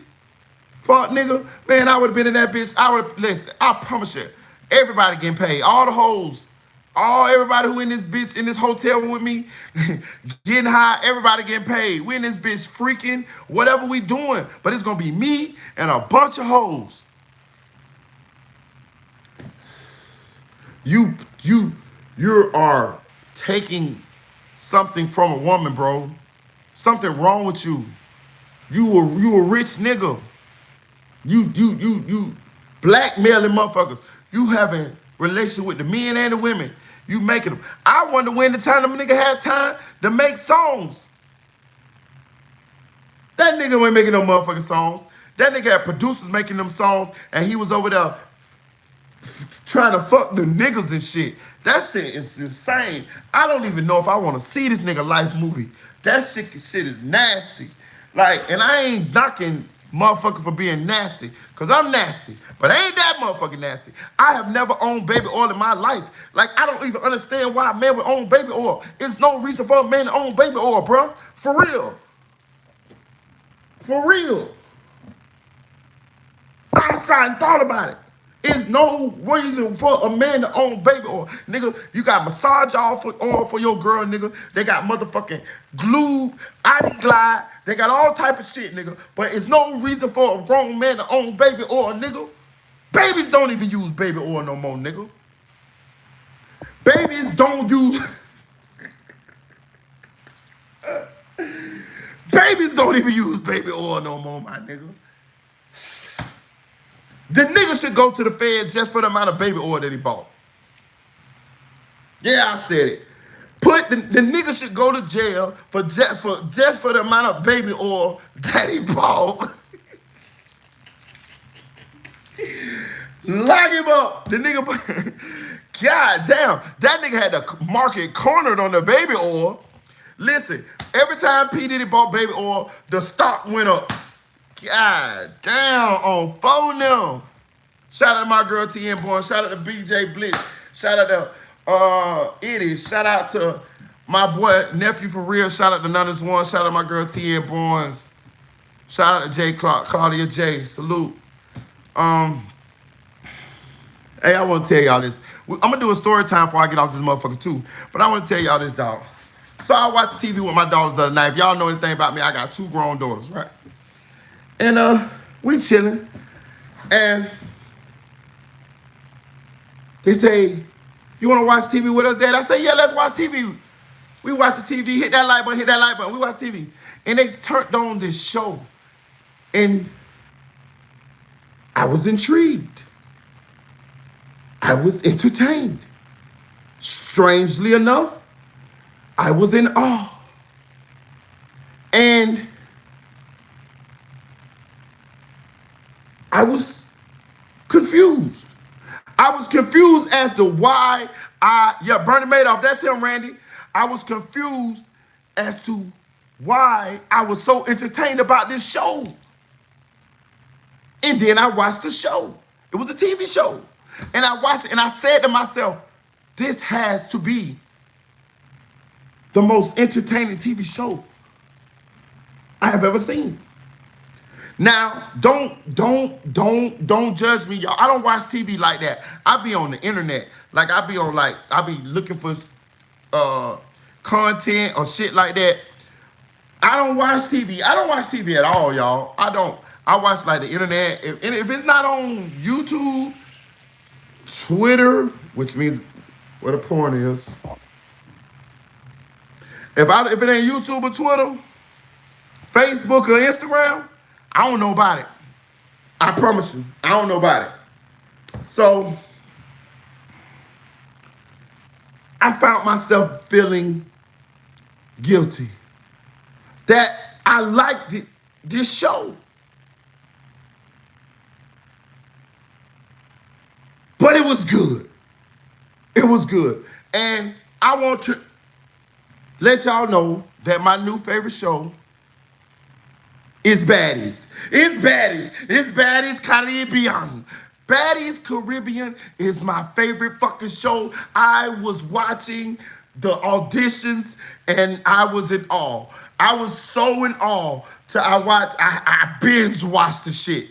Baddies, I'm a motherfucking fan. Listen, the bitches is dirty on there, some of them, but some of them cute. And it's enough of ass and ratchetness going around for me to be entertained.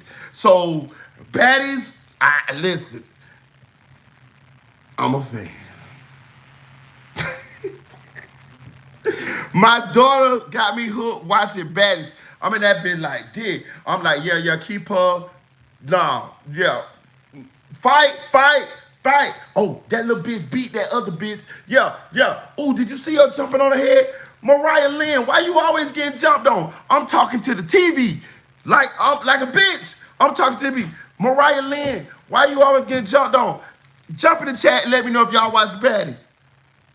Bro, I'm hooked, bro. I can't wait till the next motherfucking episode. I'm going backwards to watch that shit. Because I like looking at women. And even though them bitches ratchet, it's enough wild shit going on for me to be like, but it's all shit that I already knew. And I already seen in the hood. But I'm just saying it's entertaining the motherfucker. I want to tell y'all a story, right? Y'all know y'all like story time with Rita Boy, right? I want y'all to listen to the story. So I have a funeral to go to tomorrow, guys. So if y'all remember now, I was telling y'all about Richard, the guy who fooled the whole hood with the fake lottery ticket.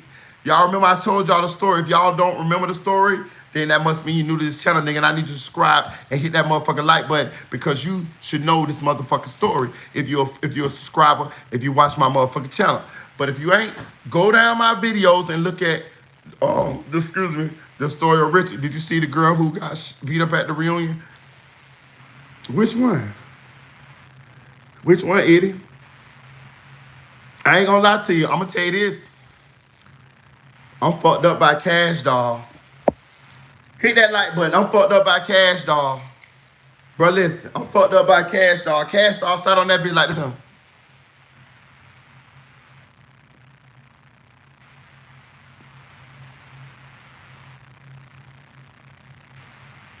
Y'all ain't see how my girl Cash Doll sit there?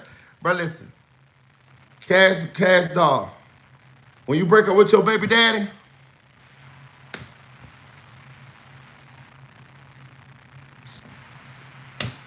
that's all I gotta say. When you break up with your baby daddy, Cash Doll,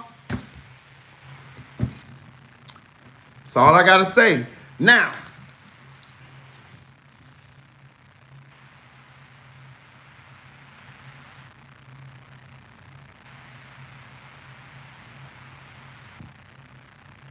I got a story for y'all. I gotta go to a funeral tomorrow, right? And if y'all remember the story I told you about Richard, the guy from my hood who had fooled everybody with the fake lottery ticket, had all the hoes want to get in pussy, and had all the big time dope boys fronting him dope with the hopes that he was finna cash in on this $1 million or $2 million lottery ticket that he allegedly had won, but he didn't win shit. It was a scam. And he scammed the whole hood. If you don't remember that story, you should, and that means that you're not a subscriber, and you should go and subscribe to the channel. Scroll down my stories, my videos, and see the story that I told you guys about Richard. This is a true life story. It's funny as fuck, but this story ties into something tragic that's going on. Tomorrow I have to go to a funeral for a young lady. Salute to my homegirl Warren. She was killed in a car accident, and she is Richard's daughter. So the guy that fooled the whole hood with the fake lottery ticket, his daughter was lost her life like 3 weeks ago in a car accident. She leaves 4 daughters, and it's just sad. She was so full of life or whatever, but we're going to lay her to rest tomorrow. So it's gonna be a sad day for me tomorrow, but So that's where I'll be at tomorrow. I'm going to a funeral. But I want to tell you a story about Richard, the same guy who uh, fooled the whole hood to believe that he had won the lottery, but he didn't. It was a lie. It was a fake lottery ticket. He got the store to go along with it. They put the fucking Xerox copy of the fake lottery ticket up in the glass in the Arab store to have everybody believing that Richard had won the lottery, but he didn't. All the hoes in the hood went to giving him free pussy because they thought he was a millionaire. The dope boys in the hood with the bricks and shit went to front them 9 pieces in 4 ways and shit because they thought that he was finna be a millionaire. Bro, it was the fucking most elaborate, funniest hoax that I ever seen a regular nigga pull in life ever. Like, that shit go down in history. Well, he lost his daughter. He lost his daughter. We had a candlelight for her like 2 weeks ago. I posted the video on my shorts. If you didn't see it, go check it out. But we lay her to rest tomorrow. But I want to tell y'all a story about me and Richard. I told y'all the story about how when Richard lied and said he won the lottery. Well, let me tell you another story that happened between me and Richard. And I want to tell you this story because it's also because I seen Richard at the candlelight visual 2 weeks ago, and he's taking it hard with the loss of his daughter. You know what I'm saying? And he thanked me for coming. He thanked me for being at the balloon release. And I seen the pain in my boy's eyes. And I just want to tell y'all another story about Richard. Because you guys like my story time. You guys like my story time. So I got another story that I'm going to tell y'all, right? So one time, and this is all, listen, this story is all fiction, right? This story is all fiction. This is a fucking fake story just for the internet purposes. But just for internet purposes, I'm finna tell y'all the story, right? So, Mr. Officer, this is a fake story. This story is not true. It's not real at all. It's only make-believe, right? So, Richard, at one point, was very good at stealing copper, right? I know y'all thought we were talking about some other shit, but no, we talking about stealing copper. And it was a lot of money in stealing copper. A lot of money stealing copper. So Richard came to me and he said, you want to go on this lick with me? So I had already heard Richard's name been ringing about the amount of money that he had been making from stealing copper, right? So I was like, what's the lick? So he told me what he had in mind, and I had already heard about his success. Let me tell y'all something about the streets, bro. You don't just go do shit with anybody. You know, if you can get into the crew that's hitting for big money, that's where you want to be. You don't want to be with somebody, you don't want to be going to doing that type of shit with somebody who has a low success rate or is a maybe. You know, it is people that's good at that type of game in the streets. And if you can get in those circles with those people, then your probability of hitting big goes up, right? It's very hard to get in those circles because you have to most likely do something to get those people's attention, because those people ain't just going around looking for newbies to put in their crew to go raw, right? So he offered, and I accepted, because if I'm not mistaken, I was pretty down on my luck at the time, and financially, I just was at my wit's end, and I felt like I was comfortable with pulling the lick that he proposed. So he told me about the lick. So we ended up breaking into this big warehouse. I'm thinking it was like an electric company or something, because they had like big spools of thick copper, right? Like this, right? Like, I ain't gonna lie to you. Like, I mean, like the plastic around it, but this inside is copper, like this right here. So all you gotta do is take the plastic off the wire, the big cable, and you got nothing but copper. Copper is expensive as fuck. I think copper was going for like $3-4 back then, a pound back then. So we broke into this, I think it was an electric company or something. But anyway, we ended up getting away with a lot of shit. So He brought 8 other guys with him because we needed just that much help to load the copper, take the plastic off the copper, chop it up, and then end up going to sell it, right? And this was years ago, so you know what I mean? And everything I say here is fantasy, but I'm just telling y'all the story, right? This is a funny story. So, about Richard, the same guy that fooled the whole hood with the fake lottery ticket. So, he ended up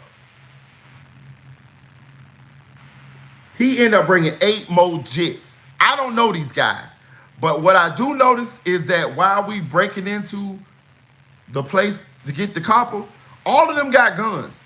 All of these jits got guns. Like, they younger than me, but they all got guns, right?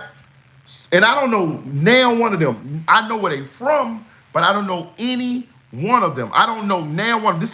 I don't know now one of them, right?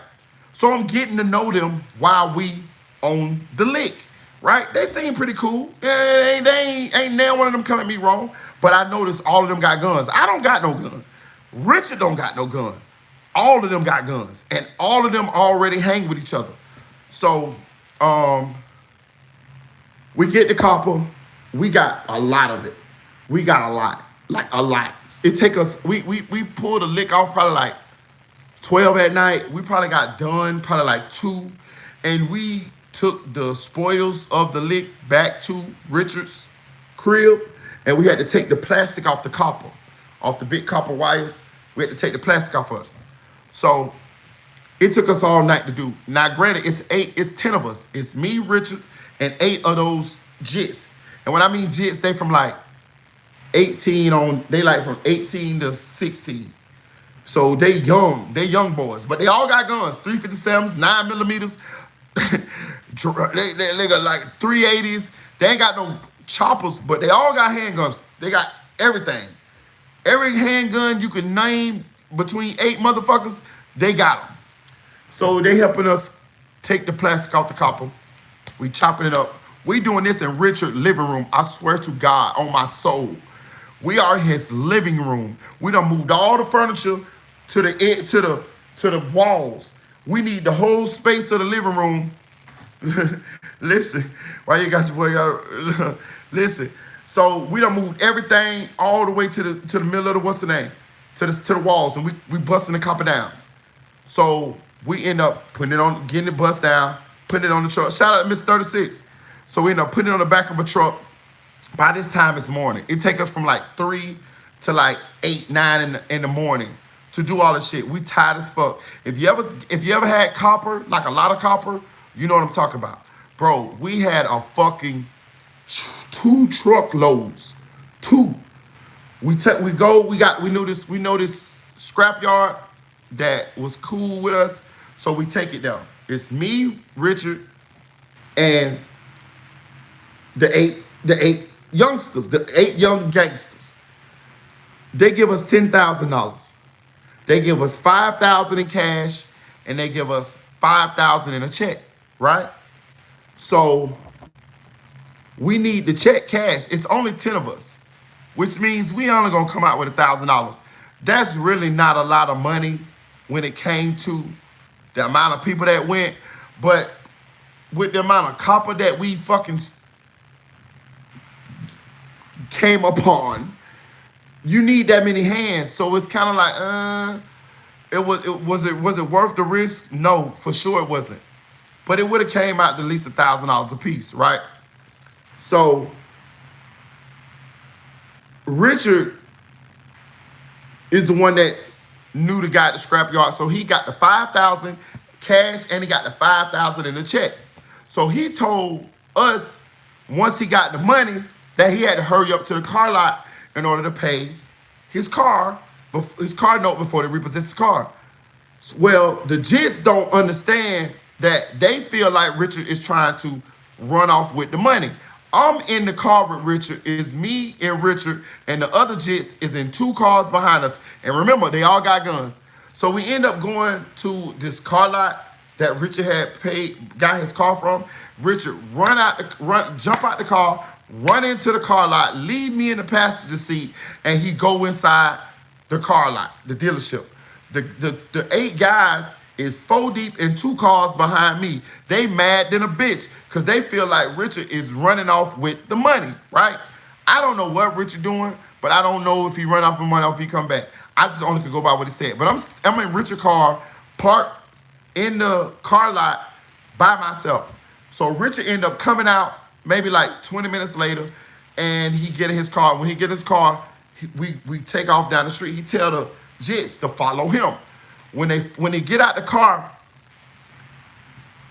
and get in his car, he take off. Once he leave from the car lot, the jits block him in his car. It's 1 car in front, 1 car in back. The jit jump out with the gun and tell him, "Nigga, give me my motherfucking money." They hold the guns on Richard until from the driver's side window, make him get out. When they make him get out, they rip his fucking pockets off. I'm sitting in the passenger seat. They never put the gun on me. They never said nothing negative to me. They took the $5,000 check and they took the rest of the money that Richard had in cash. Right? Now I ain't got paid yet, but I ain't saying nothing. I'm sitting in the passenger seat watching them rob Richard. Right? They robbed him. They took it everything that he didn't give the car lot people for his car note. They took it. Right? And they took it because they was afraid that he was trying to buck them. Because Richard will do shit like that. Richard will, he's a slime ball. Like, he knows he plays the game wrong. He never fucked me over, but I done seen a lot of people he fucked over. And I'm going to tell you about him fucking people over as this story goes on, right? So they tear his pockets off. I mean, if you ever seen somebody robbed, they took his pockets, ripped them like he had shorts on. They ripped them bitches. They wanted that money. They end up getting it. I didn't try to stop shit. I didn't have no gun. And what the fuck I'm finna die for some copper? Fuck that. You know what I mean? So they took the money. And they took the check and the rest of the money that he had from paying his car note. So he get back in the car with me. He like, "Man, what's going on, man? Why they did me like?" I say, because what you was supposed to do was we supposed to pay them boys as we got done. Like, once you got that $5,000, you supposed to pay them boys out of that. We could have bust down the check money. It would have only been 3 more people to pay. So he could have gave 5 people $1,000 apiece. 5 of them would have been gone. Now we only had 3 more people to pay, and then me and him get paid. Everybody would get about $1,000 apiece anyway from the amount of money that we got. So I'm like, they thought you was finna take their money. Like, look how you did it. You got the money, jumped in your car, went to the car lot. You ain't got no gun. All of them got guns. They think you finna take their money. He mad. Man, fuck them. So we had some copper left over at his house. So he told me, because remember, I didn't get paid. He told me, he said, "Look, you can have the rest of the copper at the house. Just cash it in, and that could be your money." So that's what I did. I got the rest of the copper from the house. I had a truck, and I put the copper on. I got a crackhead and put the copper on the back of the truck, and I had the crackhead go to the scrap yard, and I got $2,000 for the rest of the copper. So I got $2,000. Richard ain't get shit, right? So about 2 days later, Richard come to me. He like, "Man, fuck them niggas, man. Them niggas, man, you want to go do something?" I'm like, "Now listen, I already done got paid. I really don't have no problem with these boys. They didn't take nothing from me. I got paid. They never pulled the gun on me. They never said nothing negative to me at all. It was all directed towards Richard. So I really had no beef with them at all, nor did I know them. But out of blind loyalty, he asked me, did I want to go kill them niggas? And I said, "Yeah, let's go get them." You know what I'm saying? That's what I'm trying to tell y'all. This. Everything I say here is make-believe, fake, false, or whatever. But I'm telling y'all a story. Take from it as you may. So I told him, yeah, right? Just because me and Richard from the same hood, and I told y'all, I ride, bro. Like I ride like, or I used to. I don't do that shit no more. Life changed. But I used to. And I said, yeah. So we swung around a couple of one of Richard's spots. We got us what we needed to have in order to accomplish said goal. And we was off. And it's at this time it was probably about dusk dark. So me and him were going to to the young boys' hood because we finna get their motherfucking ass out of here. And again, I had no reason to do any of this. It was just blind loyalty. It was just being young, dumb, and just young and dumb. So I said, yeah. So we on the highway because they don't live in our hood. So we out of there. So we go to their hood. When we get to their hood, we see some niggas that me and him both know, but they older. And we ask them like, where? So they like, we ain't seen them. Shout out Prince Roster. So we like, we ain't seen them. They like, we ain't seen them. So I'm like, so Richard like, oh, you ain't seen them? Well, tell them, fuck niggas, we looking for them. You know what I'm saying? Da-da-da. So they like, all right, we'll tell them. So one of the niggas jump out and say, hold on. Let me call. I got one of the niggas' number. So he called the nigga, right? When he called the nigga, he tell the nigga tell him, we there looking for them. So Richard grabbed the phone and tell him, fuck nigga, where you at? We ready, we want our motherfucking money, we coming to kill you, fuck niggas. I don't say nothing. I ain't saying nothing. I'm not arguing. I'm not saying nothing. I damn near don't even want the niggas to know I'm there. I'm just gonna be letting them go when it comes time to let them go. So the nigga like, fuck nigga, I'm at my mama's house, fuck nigga, pull up, da-da-da. So we like, all right. Well, Richard like, all right, we finna pull up. So we got the phone, Richard get the number and put in his phone, and then we go around there to the nigga mama house. Or where they supposed to be. It's a ghost town. The house dark, the road dark, it's a cul-de-sac, nobody there. So we just park sitting. Waiting to see if we see anything move or whatever. We watching our back too, but we just waiting to see if we see anything move because we finna do something. And I'm glad we didn't see nobody because it was stupid as fuck, bro. But I'm just telling you, we came there to do something, and we didn't have no handguns. You feel me? But I had no dog in the fight, really, other than Richard was my homie from the hood, from the same hood. But me and Richard didn't hang together every day. But still, I felt like me and him was hanging together when this happened. So by us hanging together when this happened, I'm finna motherfucking kill a nigga with him. You feel me? I told y'all like, that's why I ain't the realest nigga, dog. I ain't never killed nobody a day in my life, dog. I'm just telling about old shit that may have happened in a time long ago, in a land far away. That's all I'm saying. But the nigga wasn't there, but the nigga was on the phone woofing like he was. So we like, all right, cool. We end up leaving them niggas' hood after we had done stayed around for about an hour trying to goat somebody to come out and play. You know, we wanted somebody to play. You know what I'm saying? Do you want to play? I'm glad nobody came out to play. Because who knows what happened? I could have been dead. They could have been dead. Rich could have been dead. I could have been in jail. Rich could have been in jail. They could have been in jail. Whatever. I'm glad nobody came out and played now that I'm old enough to understand and be mature. So we leave. So we're leaving. We get on the highway. Guess what happened? The motherfucking police hit the lights on us. They behind us. I see the red and blue motherfucking lights behind us. We got 2 choppers in the car. My heart dropped. My heart dropped. I'm going to jail. It's over. I look at Richard.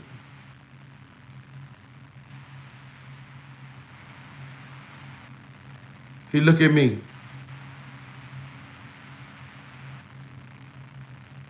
I hit it. I'm gone. I'm gone. High speed. Police behind us. Flashing lights. Everything. We got 2 choppers in this bitch. Let's go. I'm handling it. I'm handling it. Scared in a bitch, but I'm handling it. Shout out to 60,000, aka the chick 1K. I'm handling that bitch. I'm handling that bitch. I'm gone. Richard like, go, go, go. The same nigga that fooled everybody with a fake lottery ticket, y'all. Whose daughter just passed, and I'm going to his daughter's funeral tomorrow. Just want y'all to know. I'm gone. I get off the highway. I'm gonna hit a couple corners. I don't see no police. I look at Richard. He look at me. I'm feeling good about myself. I'm feeling good about myself. I just got away from the police. Nigga, it's a motherfucker. We got 2 choppers in the bitch. We just came from trying to kill some niggas, but them fuck niggas ain't want to come play.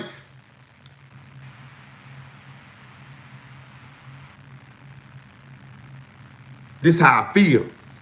Inside. We get about 3 blocks down the street. I look in the rearview mirror. It's another motherfucking police. Blue and red lights get on us. Woo!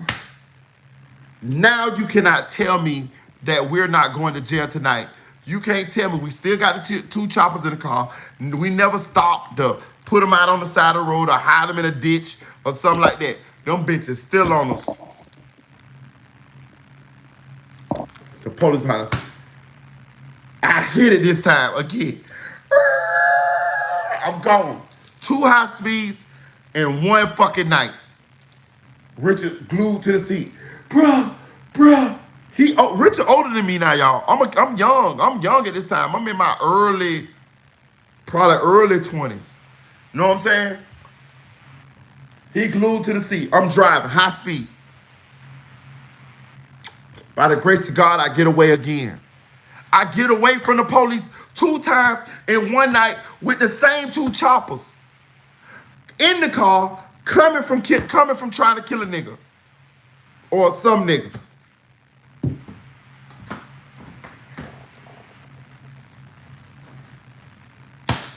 We make it home safely. We make it home safely. From this situation, me and Richard feel like we bonded over this situation because our life was dangling in the balance with each other, and we made it home safely. If you from the streets and you ever been in this type of situation where anybody hit that like button, hit that like button, hit that like button, hit that like button. If you ever been in this type of situation with anybody, you will know that when you go through a close situation like this, you feel like you bonded with the person that you went through this situation with. Me and Richard felt like we bonded because first we was finna go kill some niggas, so we had each other's lives in each other's hands. But also after that, we was on 2 high speeds with each other's lives in each other's hands. For our life with each other's hands for 3 times in 1 night, that's a lot. Normally it doesn't happen like that.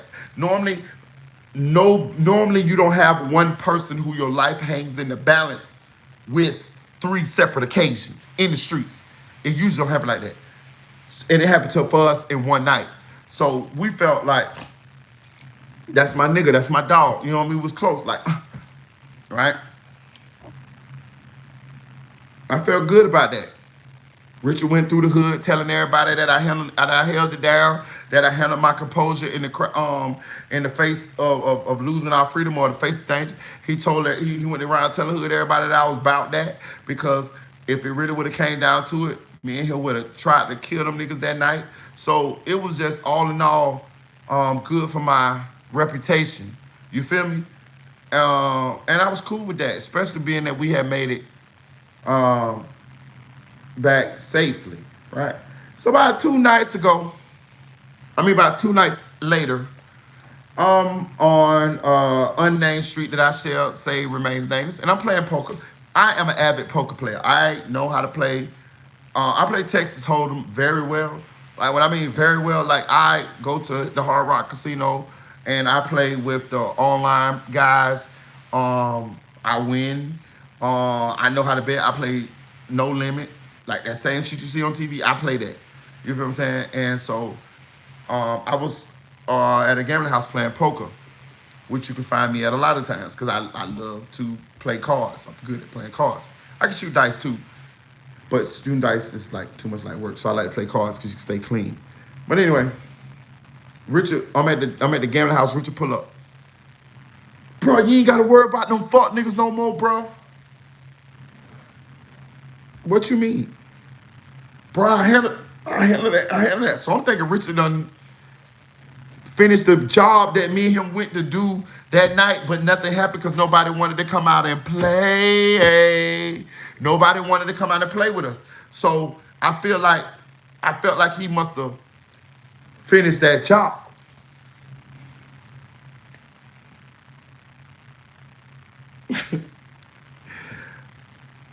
He told me that the niggas, we have to worry about the niggas no more. So I'm like, all right, but tell me the story. Elaborate. Why don't we got to worry about these niggas? And tell me why don't we got to worry about these niggas? Remember when I told y'all that it's some niggas that play the game outside the rules, and I done seen this happen? I'm letting you know now.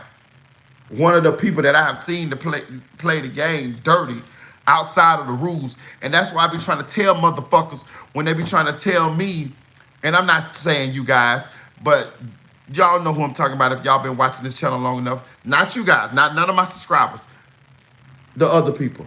When they try to tell me about the shit that listen, I don't know everything, but I know the motherfucking streets.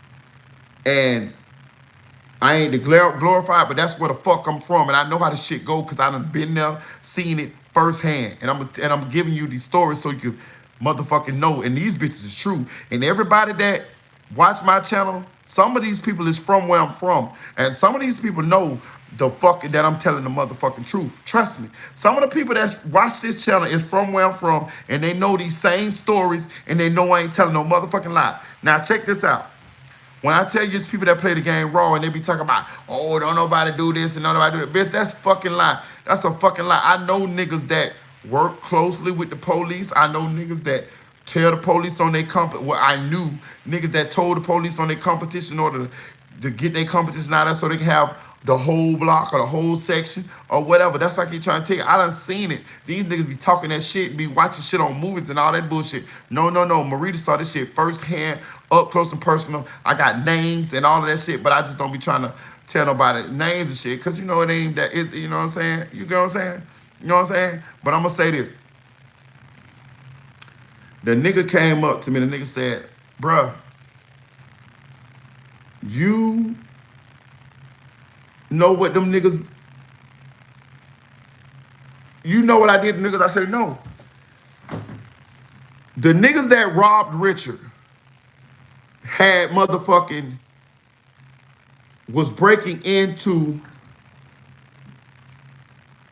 gun stores. This is, but I'm gonna tell the story because it's all public knowledge. Everybody know this story. The niggas already done been to jail, and Richard told Richard is publicly like this. Everybody knows this shit. So the niggas end up was robbing gun stores. I didn't know this. I don't know these niggas from a can of motherfucking paint. I didn't know these niggas. From that night, from we did that allegedly shit, I didn't know them niggas. And never seen them after that. I never seen them after that either. But one of them. But anyway, he told me that, you remember them niggas, you know what I did? And I say, what? He said that he called the niggas and told the niggas that he had somebody that wanted to buy some guns. I say, for real? I say, what happened? He set the niggas up with the motherfucking police, and the niggas motherfucking went to jail. I say, first of all, you did what? He said, yeah, man, fuck them niggas, fuck niggas and this. I say, bruh, you did what? I was all cool with killing some niggas. I was all cool with possibly going to jail for the rest of my life or possibly losing my life. But I ain't cool with you calling the police on these niggas. He say, yeah, bro, I put the... I say, bro. Me and you cool? But all due respect, I can't hang with you no more, bro. I say, because we don't do that. Like, we don't do that. You feel what I'm saying? Like, we don't do that. Like, we can motherfucking go kill some niggas. We can go risk our freedom or risk our lives. But we're not, like, I'm not hanging with you and knowing, and you just told me that you put them in jail. So check this out. That was the last time me and him hung together, right? I was in the club a couple weeks later, and I'm walking through the club, and somebody tapped me on my shoulder. Bro, how about it's one of the niggas? One of the niggas that robbed him. They ain't robbed me. I told y'all they ain't robbed me. They robbed him. He say, hey, bro, weren't you with us that night? I looked at him. I say, yeah, that was me. He say, oh, such and such, woo, your cousin? I'm gonna keep that private because I don't want to put that out there. But he knew my cousin. And I said, yeah, I told you I got the biggest feeling on Orlando. Like, y'all talk that shit. I keep trying to tell y'all, like, it's like, I'm lying, you know? But a lot of people, I know I'm related to a lot of people, like blood. So he say, man, my bad, bro. I ain't know that was your people's, bro. My bad, bro. I say, bro, you ain't got to apologize to me. You never pointed no gun at me. You never took nothing from me. You never said nothing, threatened me or nothing. You all had that directed towards him, and I kind of understand. He said, yeah, bro, I thought he was gonna take our shit, bro. He said, you know how he is, bro. You know he'll pull a move, bro. He said, bro, we just wanted our money, bro. He said, but I got a case that I'm fighting for this fuck nigga right now. I say, for real? Now, I already knew, but it ain't for me to tell him. So he already spilling the beans. So I want to know his side. I already heard what Richard said, but it just, you know, I'm finna play this close to the vest, and I want to know what his side is. He said, yeah, man, you know that fuck nigga called us and asked us, did we know somebody want to buy, he had somebody want to buy some guns. So we went to sell him some guns, and the fuck nigga, it was the setup. And I say, for real? Cause now this validate what what Richard had already told me.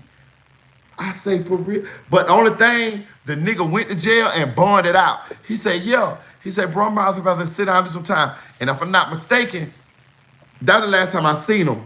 But if I'm not mistaken, he had to do like 5 years or at least 3. He had to do some time. Like, so I say all that to say this. Niggas play the shit raw in the streets, bro. Like, motherfucker tell you, like, when I be listening to some of these dudes, I could tell they never really been out there, because I can bring you stories. I can tell you. I can tell you what I done seen. Like, this ain't nothing that I'm making up or nothing like this. As far as like for clicks, likes, and views and no shit like that. I'm telling you what I seen and what I know. And a lot of times I've seen the same shit repeatedly. So, and I ain't trying to say I know everything, but I know what the fuck I seen and what I know, and I know why this went down and the outcome and the consequences and how this shit work. Niggas play the game raw like that. It's niggas that call the police on niggas. It's niggas that try to kill you and will put the police on you. CEOP from QC is a prime example of that.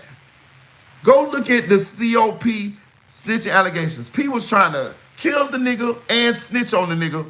And he was snitching on the nigga, telling police where the nigga was at the same time. But everybody want to have you believe that all these niggas is real and all these niggas ain't talking to the police or these niggas gonna follow the code. No. Contraire, mon frere. You's a fucking fool if you think your opponent ain't playing, or if you think your opponent is playing totally by the rules when it comes to street shit. Because at the end of the day, nigga just want you dead. Nigga just want you out of here. So by any means necessary, or off the streets, or out of their hair, or not a problem for them anymore. So whatever means that they can do to get to that end, they will.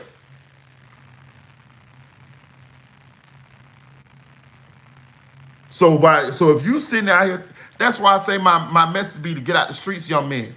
Because the amount of experience that it takes in order to survive in that motherfucker, you might not make it through the lessons. You might not make it through the stages. You might not live through the motherfuckers in order to get the expertise in order to survive in them bitches. Every game, every level is a level to the death. That's why I tell them stay out the streets, because the shit that I'm telling y'all, the shit that I've seen, the shit that I've been through, some people died going through that shit. Some of my homies died going through that shit. Some of my homies lost their life to the system going through that shit.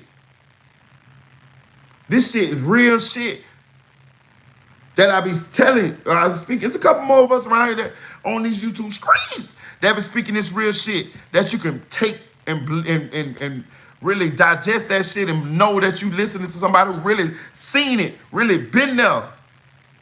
And I ain't glorifying shit. I'm just giving you these tales because somebody got to tell the stories. Somebody got to tell these stories. Somebody got to keep some of these dudes' legacies and lives and memories going on. And somebody got to steer these young people the right way. You know what I'm saying? So they don't lose their life or fall victim or become statistics like a lot of people did. If I could save one of our babies, it make it worth it. It make it worth it. But I want to tell y'all that story about Richard, because Richard is a puzzle inside of enigma, inside of a Rubik's Cube, inside of a fucking Where's Waldo painting. He a funny guy. He's a killer when it comes to it. If it comes down to it, he'll do something. You see, he was on that mission with me. I never did nothing to nobody in my life. Not as far as like took him off this earth. I never did nothing. I never did that. I'm gonna just keep it real. Which if I had, I wouldn't be telling you that I hadn't. But I haven't. And I'm gonna thank God I didn't. Cause I don't want to, I don't, the mature me is glad that I didn't have to kill them dudes that night. Or that I didn't shoot, or that I didn't kill that guy that I shot up. That I shot at that time that I told y'all I ran into him at the chicken place, less like a year ago. So I ain't gonna lie to y'all. I'm glad I missed every shot. I'm glad I missed every bullet that I ever shot at a motherfucker. I swear to God, I'm glad. Thank you, Lord, that I missed. You know what I'm saying? Because I probably wouldn't be here right now.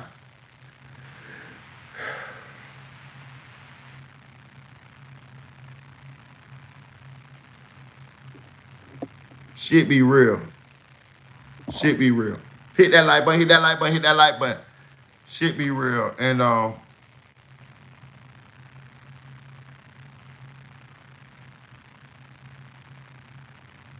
gonna just leave it at that. I just want to bring y'all that story. Tomorrow I'm going to Richard's daughter's funeral. So it's crazy. And she, you know what I mean? So rest in peace to YG Worm. Fly high, baby girl. I want to talk about something else too. I want to backtrack on this Young Dolph case for a second, guys. Hernandez Govon. This came out that Hernandez. Shout out to Just Say No to Skull. This came out that Hernandez Govon is going to trial like early this month. I want to say within like a week. And Hernandez Govon, shout out to Just Say No to Skull. Go subscribe to Just Say No to Skull's channel. That's my boy. He give you good information. He a good blogger. Very entertaining. Tell him Merita boy sent you. Skull said that Hernandez Govon been moving around backstage in these YouTube screens. And he trying to do interviews, and he's saying that he is not going to jail.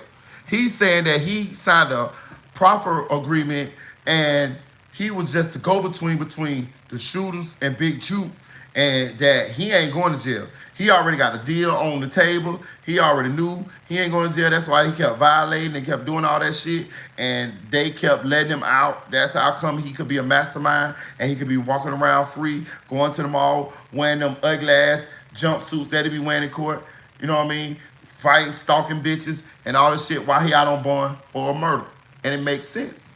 And I want y'all to understand this too. Skull is somebody who knows Hernandez Govon before all of this. He knows Orange Mound Quet before all of this Young Dolph PRE situation. I think back in the days, just me listening to what Skull says publicly on his channel, he had a situation with Lil Flip. I don't know if I think he was like a rapper or something. And I think Hernandez Govon was in that same camp with Lil Flip, Skull, and Govon. So they knew each other when it was on some rap shit. And then just as life would have it, Hernandez Govon pops up in this Young Dolph's murder case. And of course, Skull's like, hey, I know him from da-da-da, ooh, So,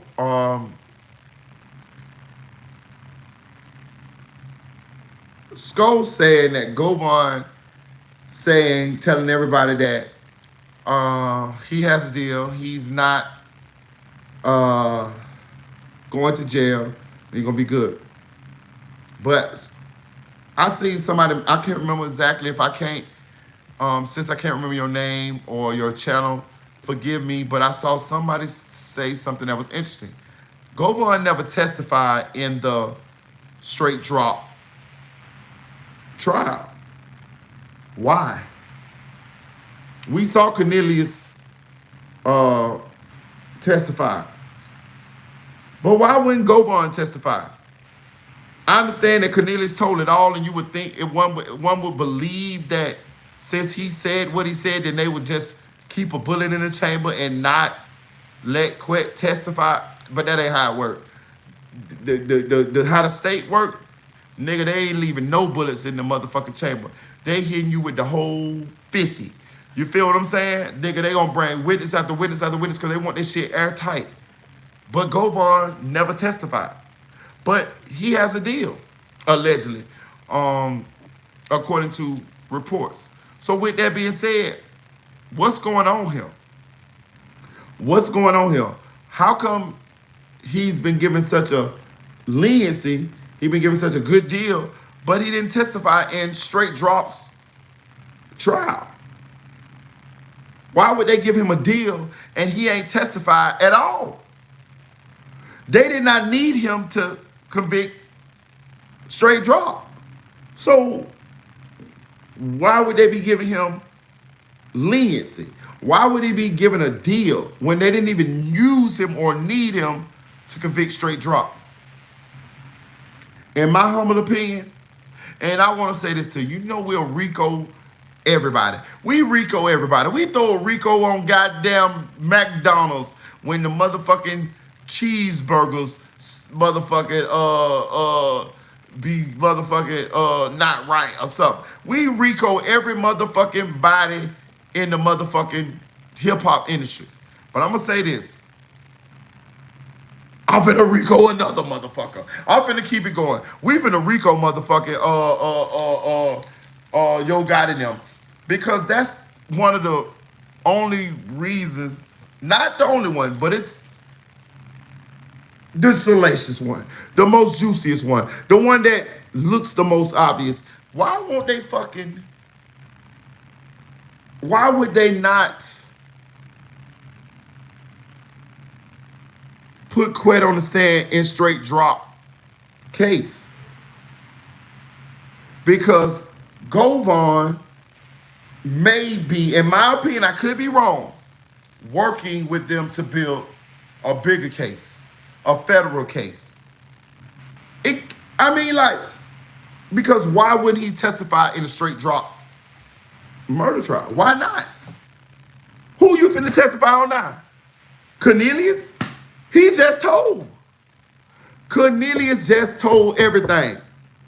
He was the one on the stand that told us everything that was going on. So why would they even need you now? Because you telling on somebody else too. And I understand Jook is dead, but it still looked like Govon still being given that same grace. Why? The nigga that you was finna tell on dead. Deal over. Deal over, bitch. Deal motherfucking over. Govon, quit. Deal over, bitch. Unless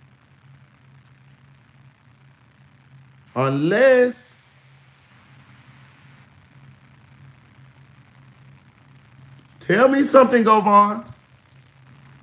Nigga Hernandez Govon probably lying on Yo Gotti now. Yeah, I talked to Yo Gotti. Yeah, I talked to him. Jook was right there. Yeah, Gotti told me.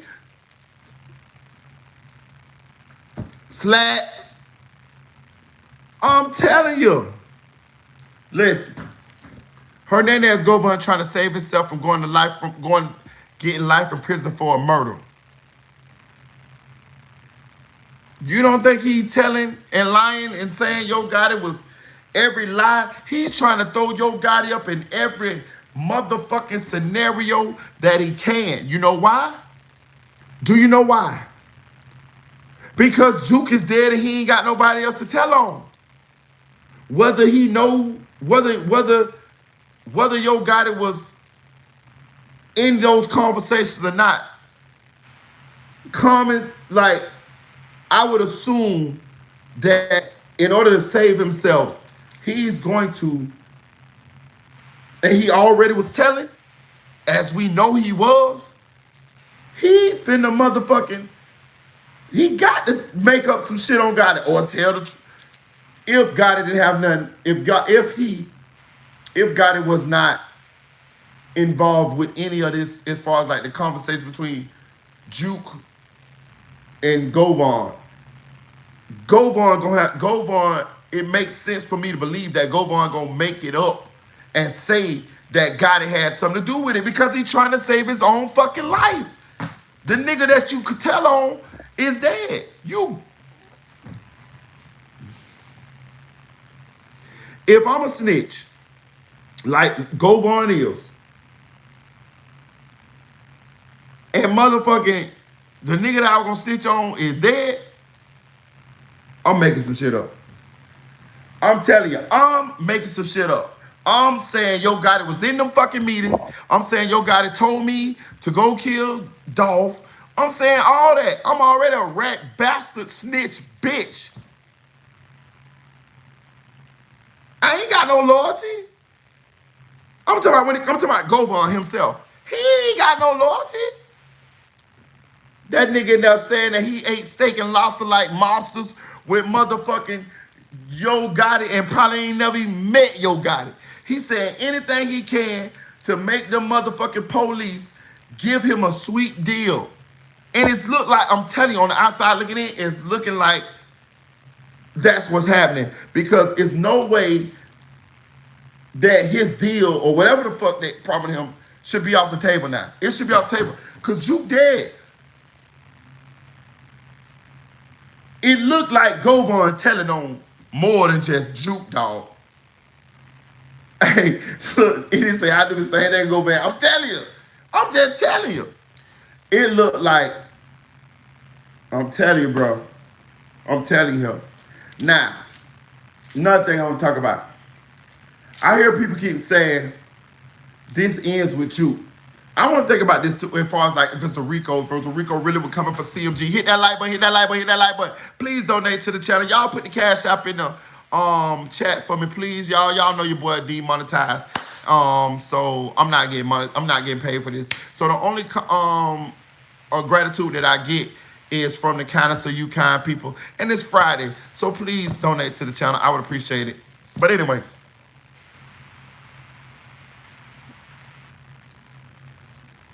do y'all think that Gotti could have possibly used his brother as a fall guy? Do y'all believe that Gotti could have possibly got his brother out of here because if his brother lives, then it could be tied back to CMG? Do you believe that Gotti slimed his brother out because with his brother alive, this could be connected back to CMG? I believe it's possible, but probably not what happened. Shout out this Aaron's way. I agree. I believe it's probable,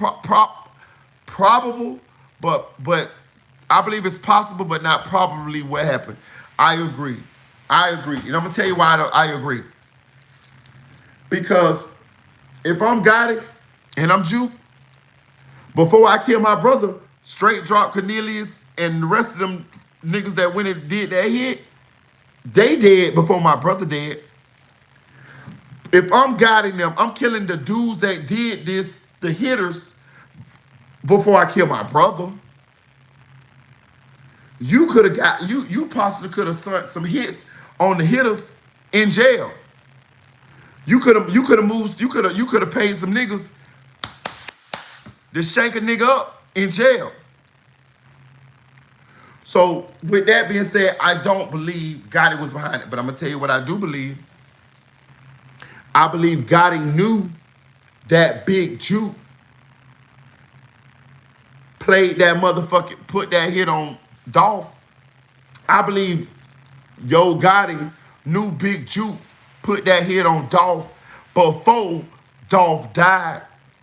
And that's just my humble opinion. And everything I say is alleged. But I believe he knew.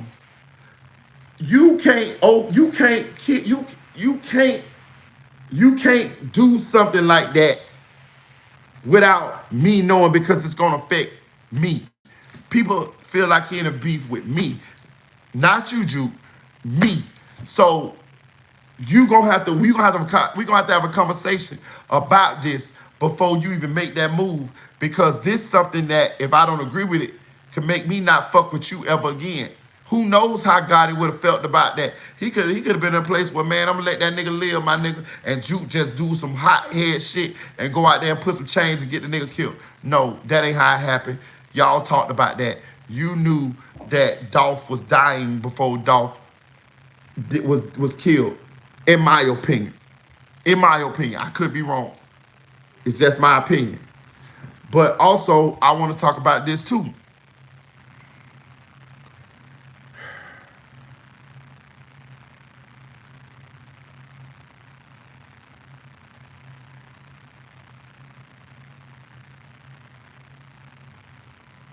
I'm trying to figure out how to say this, y'all. I don't know. I don't really know how to say it. I don't know. I'm going to say this.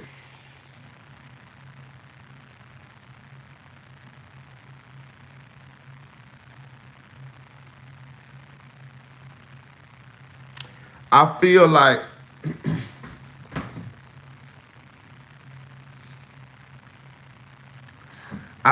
we owe Raven an apology. Salute to King AK-47, because I was watching from the bushes. Salute my boy. And I think he said the same thing. Did I ever accuse Raven? No. I never did, because I didn't know. It wasn't enough for me to go on. You know what I mean? Like go look at my videos. It was I wasn't one of those cookie shop did it motherfuckers. Cause when I listen to people, I never seen them come up with enough evidence for me to be like, yeah, that cookie lady did it. Shout out to Just Say No for to Sko. Raven is a moderator over there on Sko's channel. They're very close. They're good friends. And I'm happy that Sko was right about Raven. Because Sko been telling everybody that Raven um, didn't have nothing to do with this Dolph murder. And Raven is a lady that works at a cookie shop. Her father owns the cookie shop. And he was right. Raven said she didn't have nothing to do with it. And it don't look like she did. We heard Raven's name come up not now one motherfucking time in that motherfucking courtroom. So, not by the plaintiffs, defendants, the victims. Like, so, on the behalf of the blogging community, we apologize, Raven. Even though I never accused you. But for my buddies, I will do that because I want this message to be out, whether it's my platform, other people's platform, whatever. I want to piggyback on that. The bloggers apologize, or if they haven't, they need to apologize to Raven because it's looking like she ain't had nothing to do with this shit. And the bloggers, even up till it came out in court a couple days ago, still believe that Raven had something to do with the death of young Dolph, and that can be further from the truth because the police done did the investigation. There's nothing that connects Raven or anybody at the cookie shop to the death of young Dolph. And that theory about somebody was in the back and came out and shot him out the front, that's a goddamn lie. Because when you watch the surveillance tape over, you see Dolph clearly fall frontwards. Even though he was shot frontwards, he fell frontwards. You also see the lady that was at the cash register turn around and run, which was the fuck I would have did once some niggas would have jumped out and went to shoot. Also, we owe Dolph's brother apology too, because a lot of niggas saying that he was in on it. A lot of niggas saying that why he ain't buzz back. A lot of niggas saying he was in the car slacking. Bullshit. That nigga was in the stove with Dolph. Now, he should have been had his eyes trained on that windshield, that window, because if he would have had his eyes trained on that window, he could have been he would have went to busting at them niggas before they even shot Dolph. But he wasn't. He was slipping. He was lacking. All right, but still, he shot both of them niggas.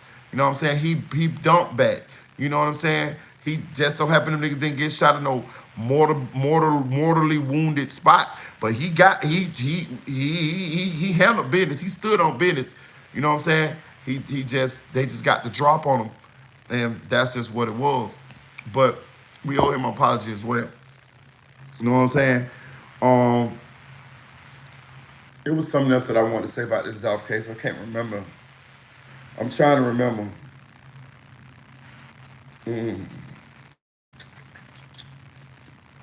Something else that I want to say about this young Dolph case. I'm trying not to forget before I get off this live.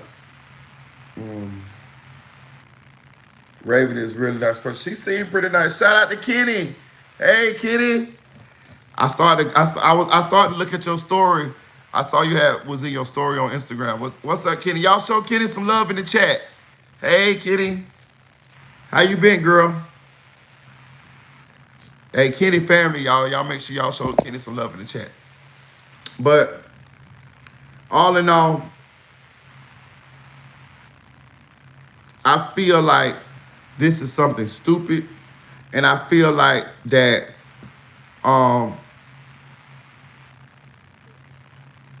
this shit need to stop. Like this what y'all do when y'all get money. I feel like Yo Gotti is on thin ice. I feel like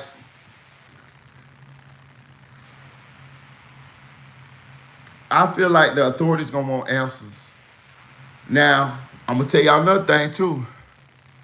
Yo Gotti and them been playing this politician game, the game that Jay-Z taught him, as far as like the same game that Dirk been playing with Mary Lori Lightfoot, and Lucci and them been playing with Fonnie Willis. Like these boys done started playing this political game. So when it comes to legal issues or business, these boys have an inside person or inside man or woman when it comes to these certain situations. If you pay attention, like I said, Yo Gotti playing that same politic role as far as like getting in bed with the politicians. Jay-Z been playing it for a long time. Oprah been playing it for a long time. And we also have Dirk playing it with the mayor of Chicago. So I don't know exactly what who Gotti knows, but I'm telling you, if you pay attention, he's been very close with a lot of politicians lately, and I think this is his play. Um, but yeah, um, shout out to y'all. Listen, do me a favor. Please hit that like button. Please hit that like button. Please hit that like button. Please donate to the channel. The cash app is in the chat. It's Merita Boy 407. Merita Boy 407 at Cash App. I appreciate y'all. You know I'm demonetized right now, so I'm not getting paid for these lives. But we'll be back early next month. I think it's November when my what's the name ends, and I'm gonna just keep on chugging along until then. Um, what else y'all want to talk about? Give me something to talk about. Y'all, what else y'all want to talk about? I just told y'all a story. We talked about P. Diddy a little bit. We talked about Ralo. Uh, we talked about Boosie. Oh, yeah, let's talk about Boosie. Let's talk about Boosie real quick. Hit that like button, y'all. Appreciate you guys. Also, hit that cash out, please. Boosie, came out and said that he doesn't want his daughter to bring her girlfriend around because he doesn't want his daughter to contaminate her siblings. Let me tell you something, bro. Listen, bro. First of all, shout out to all my LGBTQ plus people out here, especially my subscribers. Here, over here on Merita Boys platform, you can be who the fuck you want to be, and we don't judge you over here. You know what I'm saying? We don't judge you over here. Even though I like pussy, and you might like the other thing, it just means more for me. If you're a man and you like another man, I don't have a problem with that. Because it means it's more chocha for me, chica. Me, chico. In my world, it's just one of me and a bunch of hoes. You know what I'm talking about? So, I don't give a fuck. It ain't my motherfucking business what you do in your motherfucking bedroom. I might crack a couple jokes. That's just for entertainment purposes. But when it really all boils down to it, you welcome fucking here. We don't judge you here. And that's your business what the fuck you do in your bedroom. Right. Now, Boosie came out and said that, what he said about his daughter, and his daughter was hurt. She did a heartfelt public statement about that. And I'm going to tell you something. When I saw that young lady went public about that, you know what that told me? That told me that she was so hurt, she wanted to get it out, but she couldn't speak directly to her father. Boosie, you so fucking stubborn to your own child got to go to social media. Am I a Democrat? We'll talk about that later. We'll talk about that later, chick. But your own fucking daughter can't come to you and talk to you. She gotta talk to you. She gotta talk to you through the social media. You failed, my nigga. If your daughter can't come and talk to you, she gotta talk to us and make her plea to strangers so that you can hear her. You need to seriously rethink your parenting technique or approach, my nigga. You got to make it to where your kids feel comfortable confiding in you. You can't always come at them like you're finna beat their ass or it's your way or the highway or nothing like that. Because truth be told, nigga, we aging. You an old nigga. Some shit gonna slip past you because you an old nigga. You stuck in old traditional ways that your parents or your parents' parents' parents or your parents' parents' parents' parents' parents raised them.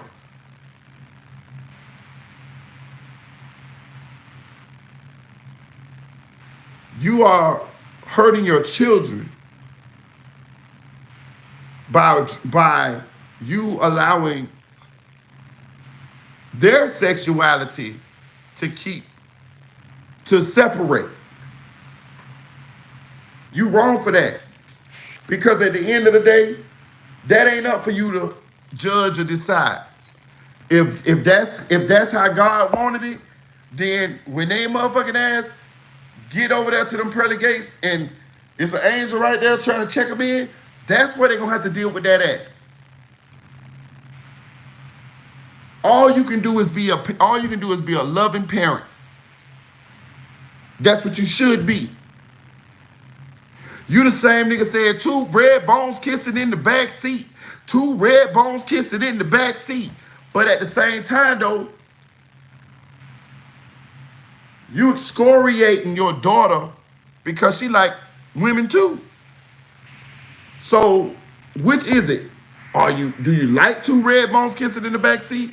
Or do you look down upon 2 red bones kissing in the back seat? Do you feel like that's an abomination? Those 2 red bones are abomination. It ain't abomination when you're fucking on them, is it? You see what I'm saying? You being a hypocrite. Because as long as the 2 red bones kissing in the back seat ain't your family member or your daughter, you cool with it. Which means the 2 red bones that's kissing in the back seat, you look down on them too. Because you said that your daughter is contaminated. Or her girlfriend is contaminated. You insinuating that your homosexual daughter and her girlfriend are infected with something that can contaminate your daughter's siblings. It's all a negative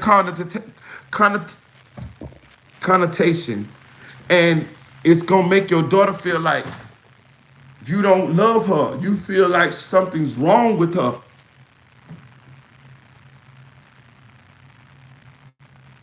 I'm not a part of the alphabet community. But I ain't dumb enough to fucking hurt my fucking child's feelings because my child is a part of the community. I'm not fucking dumb enough to fucking separate or segregate my fucking loved one because of what they choose to do in their bedroom and they're grown. You the same nigga that's publicly came out and said that you let your teenage sons get their dick sucked. Now, regardless of what, it's a problem. Because if you letting that be happened by an adult to your underage children, then that's abuse, sexual abuse to a child. If you allowing your child's age to do that, it's still a problem. Because what you saying is you letting young girls come over to your house to fuck your sons. And you know this. I got a problem with that. Let me tell you something. No young little girl is coming. I'm not allowing no little girl to come to my house to do nothing. Period. I don't give a fuck if you're the same age or not. You know why? Because I wouldn't want nobody to let my daughter come to your house to fuck on your son. So if you allowing underage girls into your home and you feel like that they trying to give your son some pussy or they finna fuck your son, finna fuck them, you wrong because you a grown motherfucker. Would you want somebody to let your daughter get fucked in their house? No, you want somebody to say, hey, hold on. You an underage little girl, you need to go home. Matter of fact, I'm finna take you home, and I'm finna tell your mama and your daddy what I know about what just went on here, this kissing or whatever this went on. We grown, bro. We ain't kids no more. You got to mature, but you on the internet saying this shit. You want everything the way you want it. You want two red bones kissing in the back seat, but you don't want your gay daughter to infect her siblings. You know what I'm saying? You wrong, bro. That's your child. However God made, or however the choice she made, or whatever you want to call it, that's still your child.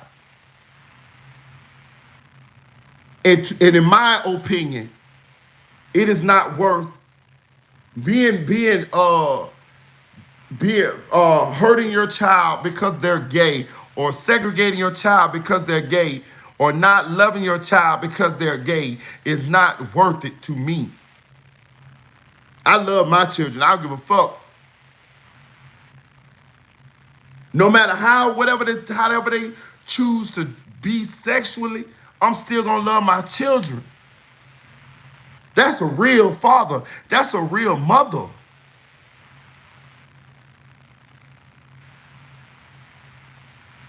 It's 2024. It ain't fucking 1924.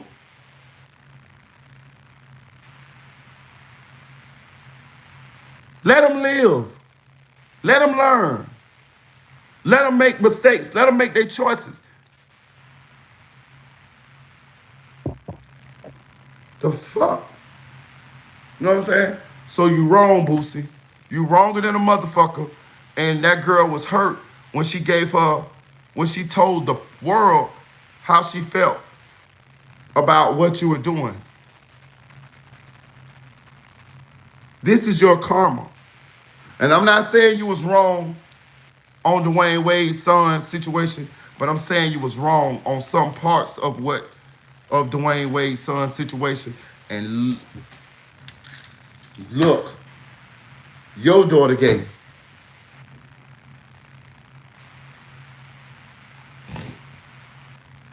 We be brought up in certain ways in certain old traditions, certain old beliefs, and we tend to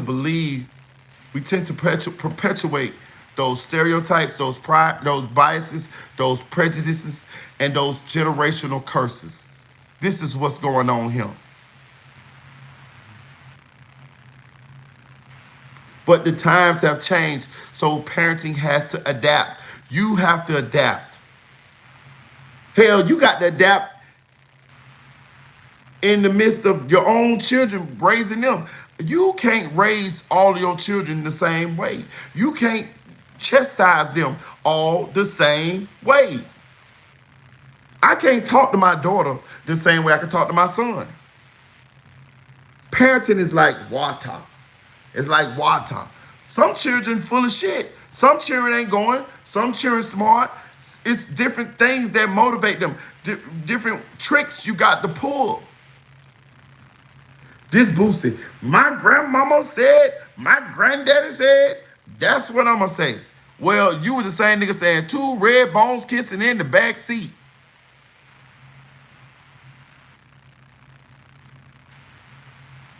Same nigga said you don't fuck with rats, but you made up with T.I., who publicly said that he snitched.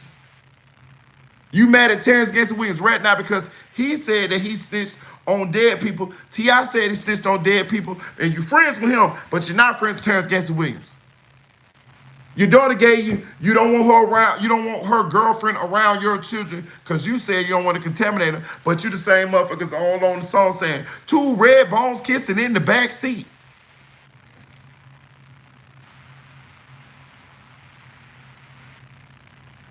Bro, you're a hypocrite, bro. But I'm finna get out of here, y'all. I appreciate y'all. Shout out to Henry Melton Jr. Shout out to Eddie. I just had to get y'all a live because y'all have been rocking with me, bro. And I've been moving around. I ain't have enough, I just ain't really settled down and did a live. But I'm gonna try to crank these bitches out to you. I have some more topics, and I know some more topics that I need to go over. So I got a funeral tomorrow. I'm going to shout out to Frazier HK. Shout out to you. I'm going to the funeral of the young lady, Richard's daughter, that I told you guys about early in this video. So I probably won't be able to do a live tomorrow, but I'm gonna tell you what I will do. I will videotape me, because you know we gotta have to repass stuff like that. So I'll do some shorts of me in the hood, whatever, and I upload them so that you guys can get a visual of your boy in the hood.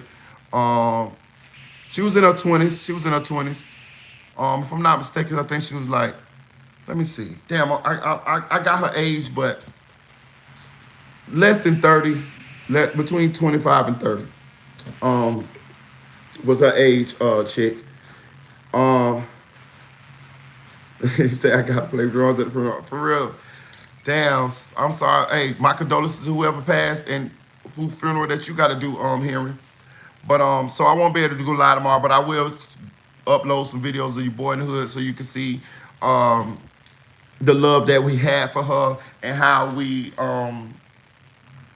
gonna celebrate her life tomorrow. Um, I appreciate y'all for get y'all shots out.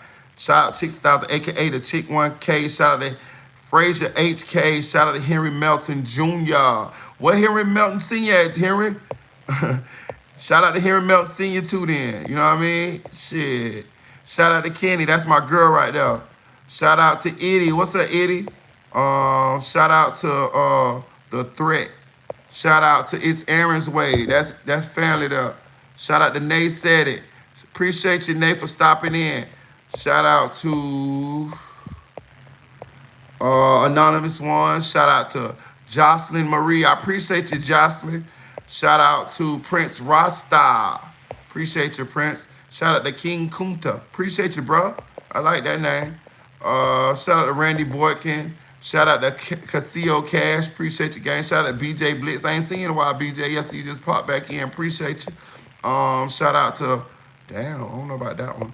Shout out to Nephew for real. That's fam right there. Shout out to Lil Crystal. What's up, Crystal? Who else? Shout out to Claudia J. What's up, Claudia J? Y'all never see on Friday. Craig, tell your fine daddy. I said, Shout out to, let's see who else in here. Shout out my girl TN Bones. TN, what you got going on, TN? You must have got, listen, don't make me, you know I do it, TN. I seen you a couple times in this chat, but I ain't seen you no more. Where you been? Don't make me, hey, I'm just saying. Where you at, TN? Shout out to my girl TN. She know I love her. I just be fucking with her. Who else? I'm trying to get everybody shots out. Shout out Audio Crack. Shout out to Flyboy Microphone. Shout out SLK, something like Clout TV. Yo, Inglewood. Shout out to Deputy Eula. Shout out to Slime Life Max. Shout out to Silk Foster Jr. Shout out to Dre 6100. Shout out to Tamara Jackson, aka Peanut. Shout out to Denise. Shout out to Lil Kel True Movement. Tell him Merita boy sent you. Shout out to Trigger Man. Tell him goddamn me it's gonna be alright. Who? Who else? I want to make sure I get everybody shots out to be rocking with me. Shout out to Randy. Long live Dolph, man. Shout out to Ralo, man. I appreciate all y'all, man. I'm finna log off of here. I just wanted to make sure that I gave y'all live. Could have been a minute since I gave y'all live, and I know y'all been checking on your boy, worried about your boy. But as you can see, I still look good. I'm so pretty, like Muhammad Ali say. I'm pretty. I'm so pretty. But yeah, I just been taking a little time with my family, chilling out. But I will be giving you. Yeah, I've been working as well too. Shout out, BJ say been working. I know I missed you, BJ. I know you have been here. Y'all see, one thing about it, if y'all join this chat, y'all join this channel, we're gonna always remember you. Like I know I do. I be looking at names. I goddamn it, I don't give a damn if you been 6 months. I see your motherfucking name. I know. But I appreciate you guys. Shout out to BJ. Salute BJ. I understand. For real, I do get that money, man. You gotta take care of your family. And the Bible say, get your money, man. But I will be doing more lives. Like I say, I have been taking some time out to spend some time with my family, and I feel good. As y'all can see, I look good. Your boy okay. Thank God for that. God been here. You guys been here. Those of you who know, and I appreciate y'all. But your boy Merita boy ain't going nowhere no time soon. So don't y'all keep subscribing to the channel. Keep hitting that like button. Keep sharing these videos. And I'll be back with you. Chill.